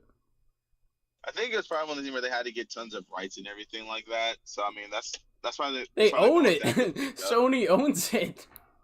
I'm saying like that's the reason why you didn't see any other like what's called like TASM suits and all that. Not TASM suit, Raimi suits or whatever. Because it's like, for me, I probably would have to assume they probably just want like, oh yeah, Tom Holland, yeah, woo baby, and all that shit. Mm-hmm. Like that's probably my assumption. Like they probably just wanted to be like, okay, we need one suit. Plus, let's be fair.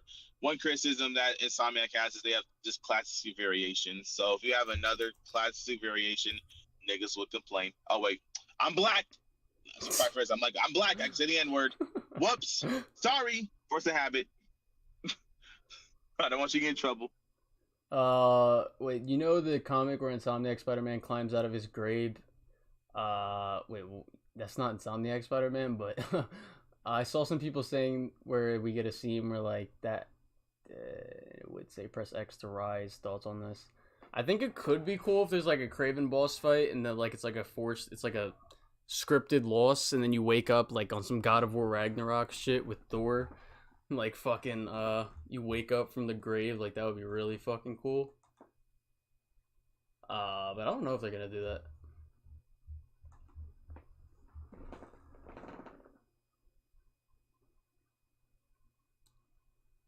I agree, I like the MCU Iron Spider a bit. If people say it's not as good as comics, I understand it does do a little much, but I still like the Iron Spider suit. I really like the MCU Iron Spider suit, to be honest. I think it looks better than the one from the comics. Just joined the server, big fan. I appreciate it. The suit was the advanced one, so I thought it was. Oh, you're talking about the variant cover. I actually have that. I have that comic. Yeah, they made a variant cover for Kraven's Last Hunt with the advanced suit. Oh man, Give My me bad, the sorry. name. My bad, sorry, bro. Yeah, I was getting food. Work was horrible. Stream, if you're listening to this, do not work at retail. It is horrible. It is terrible. It'll make you want to get hit by a car. I can't say other stuff because you're streaming. God, why YouTube guys censor people? Oh, I wish I could cuss right now. What's it called? Griffey, what's your? I don't know what your Discord is. Do you think they will partially adapt Kraven's Last Hunt into Spider-Man 2? I think they're gonna take elements from it, but I don't think they're gonna like adapt the storyline or anything. They're probably gonna do the iconic, digging out the grave scene or whatever. I don't even know if they're gonna. I don't even know if they're gonna do that. To be honest, my Discord name is Japanese. My Discord name is Japanese. Oh, shit, I don't know. Don't you have your Discord server on your YouTube thing, Colin? Because it's public, isn't it? Or like, not really? Oh, not this channel. Okay, that makes sense. Yeah, that's right. We special, baby. Yeah, Ghost of Tsushima is so great. All right, way better than the Mid of Us 2 garbage. Bruh, you're not gonna be hating on Last of Us 2 in here. And Arkham Knight, more like Arkham Goat, best Arkham game out there, baby. And if you disagree, then you're racist and transphobic. Isn't that right, Colin? Yeah, that's exactly why I disagree.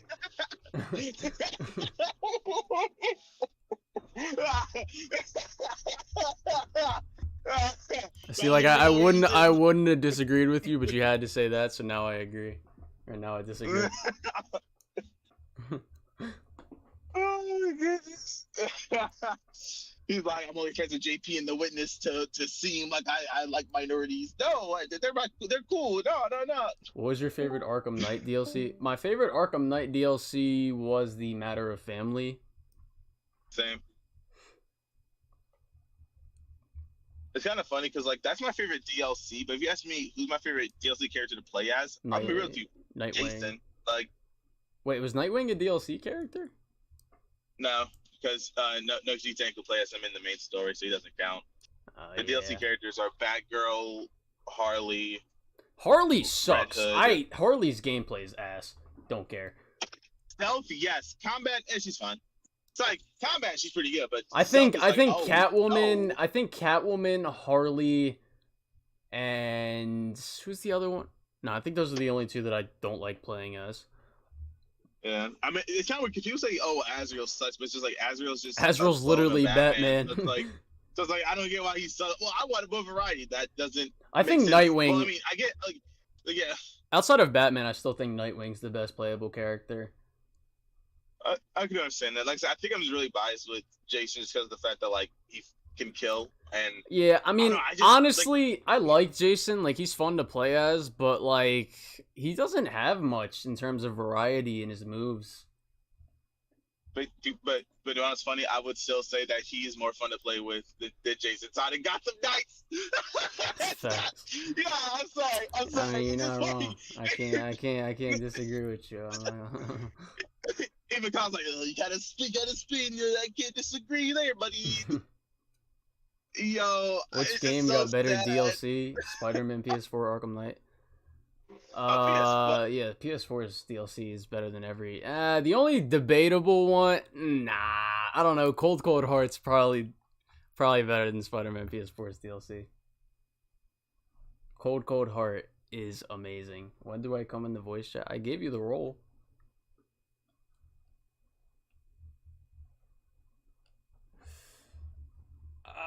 Fuck me, dude. Fuck.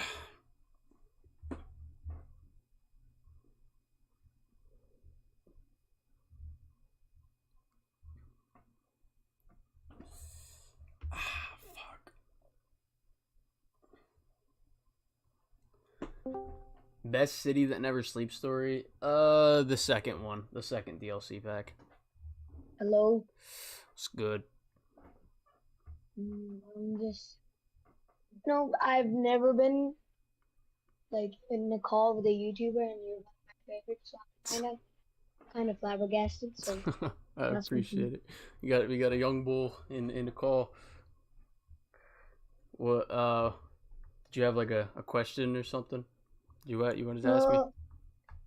Well, I have a few questions, but I also just wanted to talk, Okay. if that's fine. Yeah, one of my first questions was I'm currently playing Resident Evil 4, Uh-huh. but I'm playing games pirated because I can't afford them. Understandable. Yeah, so some recommendations. Even though I'm just in the early stages of it, I need to be Wait, what'd you just say? Your mic was kind of quiet. oh, no, I'm just holding my mic. Yeah, I was saying I need some game recommendations. Oh, game recommendations? What do you like? Well, you name them, I'll just play whatever. Well, I'll send you a link of games I like. You can go through there. Okay. I mean, I know Spider-Man and Arkham Knight are going to be first on the list. I have played Spider-Man though. I mean, that shit was fire. I wanted to play it, but then I deleted it because of storage. But I wanted to play again, and my Wi-Fi is just so ass. I can barely download Resident Evil 4. I understand the struggle. Yeah, bro. You have a PS4 or 5? I have a PS5, and Have you played God of War Ragnarok? it's my favorite game of all time. Bro, don't even get me started on that, bro. I'm gonna fucking cry. Nah, bro, I wanted to play God of War Ragnarok so bad since it came out. But the thing is that I didn't have a PS5, and I also couldn't buy a PS5, so I waited for it to get pirated. And when it finally did get pirated, this shit fucking.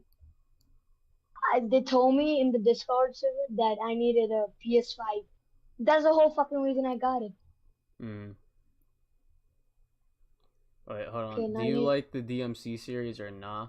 I've only played Devil May Cry 5, so I'm gonna be honest. I've not played a single one. I would say Devil May Cry 5 is a good game to play. I'll try after playing it after playing Resident Evil 4. By the way, I just learned that now. I was playing God of War 4 with the controller. It was fine. But playing Resident Evil 4, that shit is so hard, bro. I can't even lie. On a controller, you said?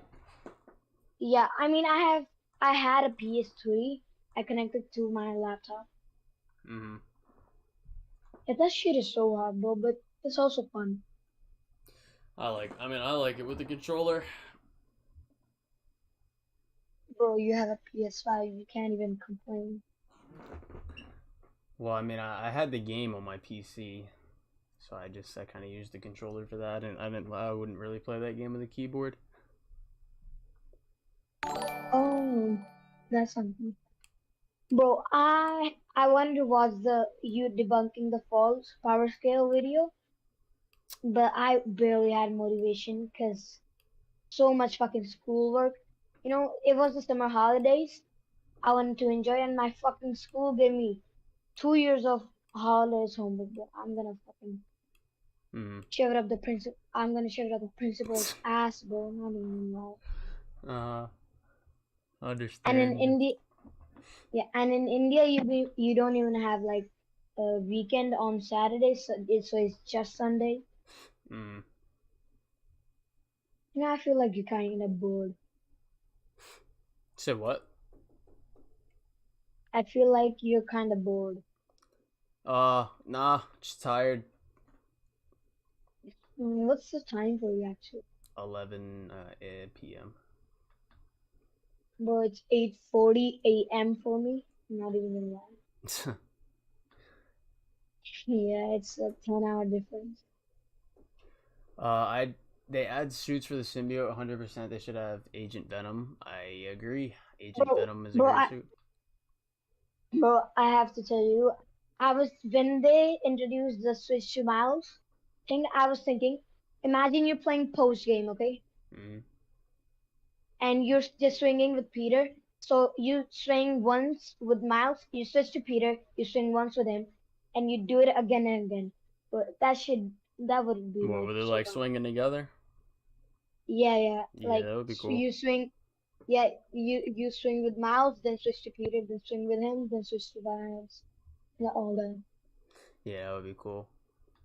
How do you think Venom will come into play with in the new game? Well, it's kind of hard to I'm gonna be say. I'm gonna be honest, bro. He's gonna demolish people with the Venom semen of his. Oh God, fucking. I know, bro. I was gonna say I don't know how they're gonna. I don't know how he's gonna like first be in the story, like how he's gonna really like become Venom in the story. I'm gonna imagine he's gonna become Venom once Peter takes the symbiote off. But in regards to how Peter gets the symbiote, Yeah. I really don't know. I have a theory. Like when you in the story trailer, they found Venom like crash on Earth, right? Huh? They saw Venom like crash on Earth. Yeah. Yeah. So, I just like in the original, like Tobey Maguire, Spider-Man, he's gonna latch onto something that's Peter. So for say Peter Well, just that can't really that can't really happen because they like Oscorp's like taking it and he's and Venom's and like in the and chamber. oh yeah, but I think that's later in the story, if I'm being honest. Nah, it's definitely a flashback. Yeah, and also Peter's fucking broke, so he doesn't have a car or something. Yeah.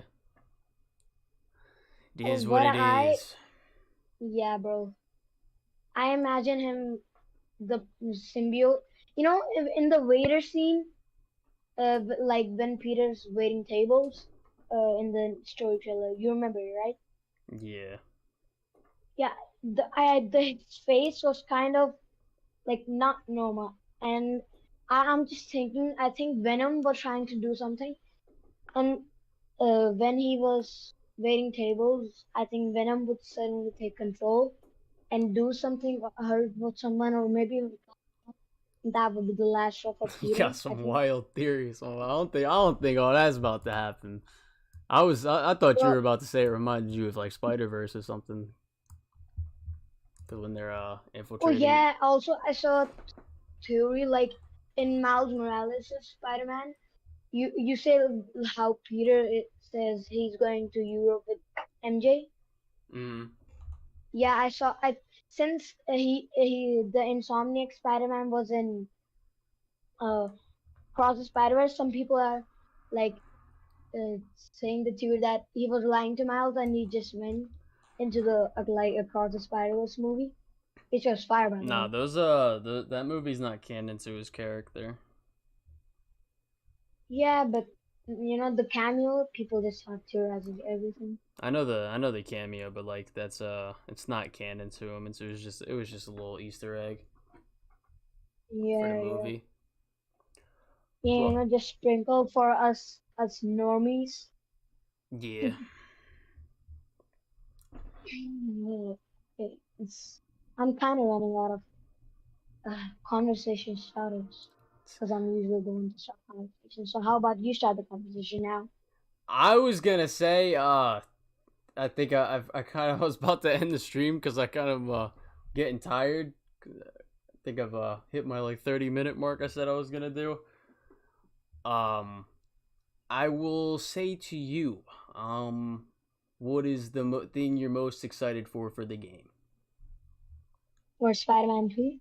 Yeah, what are you most excited for with Spider-Man 2? Oh, that's a hard question. Are you going bold soon? No, I'm not. I'm not going bold anytime soon. I mean, you do got that receding hairline though. I'm getting flamed by young bull. The thing that I'm most excited about is the new MG goes as Chief Venom. The new MJ. No, I'm kidding. But I'm just I'm seeing what Venom will do with Harry, and the scene where Venom like becomes a mini Godzilla. Mm-hmm. If imagine if Harry's inside of him and a dispute happened between him and Peter. That's why Venom was talking to him, Yeah. and he goes on a rampage. I mean that is possible. It could be a gameplay section, that little part. Yeah, and I also want him to like make choices for his players, like whether to take off the symbiote or not. So like there are multiple endings. All right. It was glad you joined. It's nice. It was nice talking to you, little bro. Yeah, it was also nice talking to you. I mean, didn't really expect to wake up to this, but it's fine. All right. I'll see you. Bye. I appreciate you for watching the videos. Glad you liked them. Bro, how could I not? How could I not? All right. Also, I love the new PFP. Thank you. Yeah, we'll be seeing you. See you. All right. I appreciate y'all for watching. It was a good stream. I am pretty fucking tired. So that's your little bro now. Yeah, I'm pretty fucking tired. I appreciate y'all for watching. And yeah.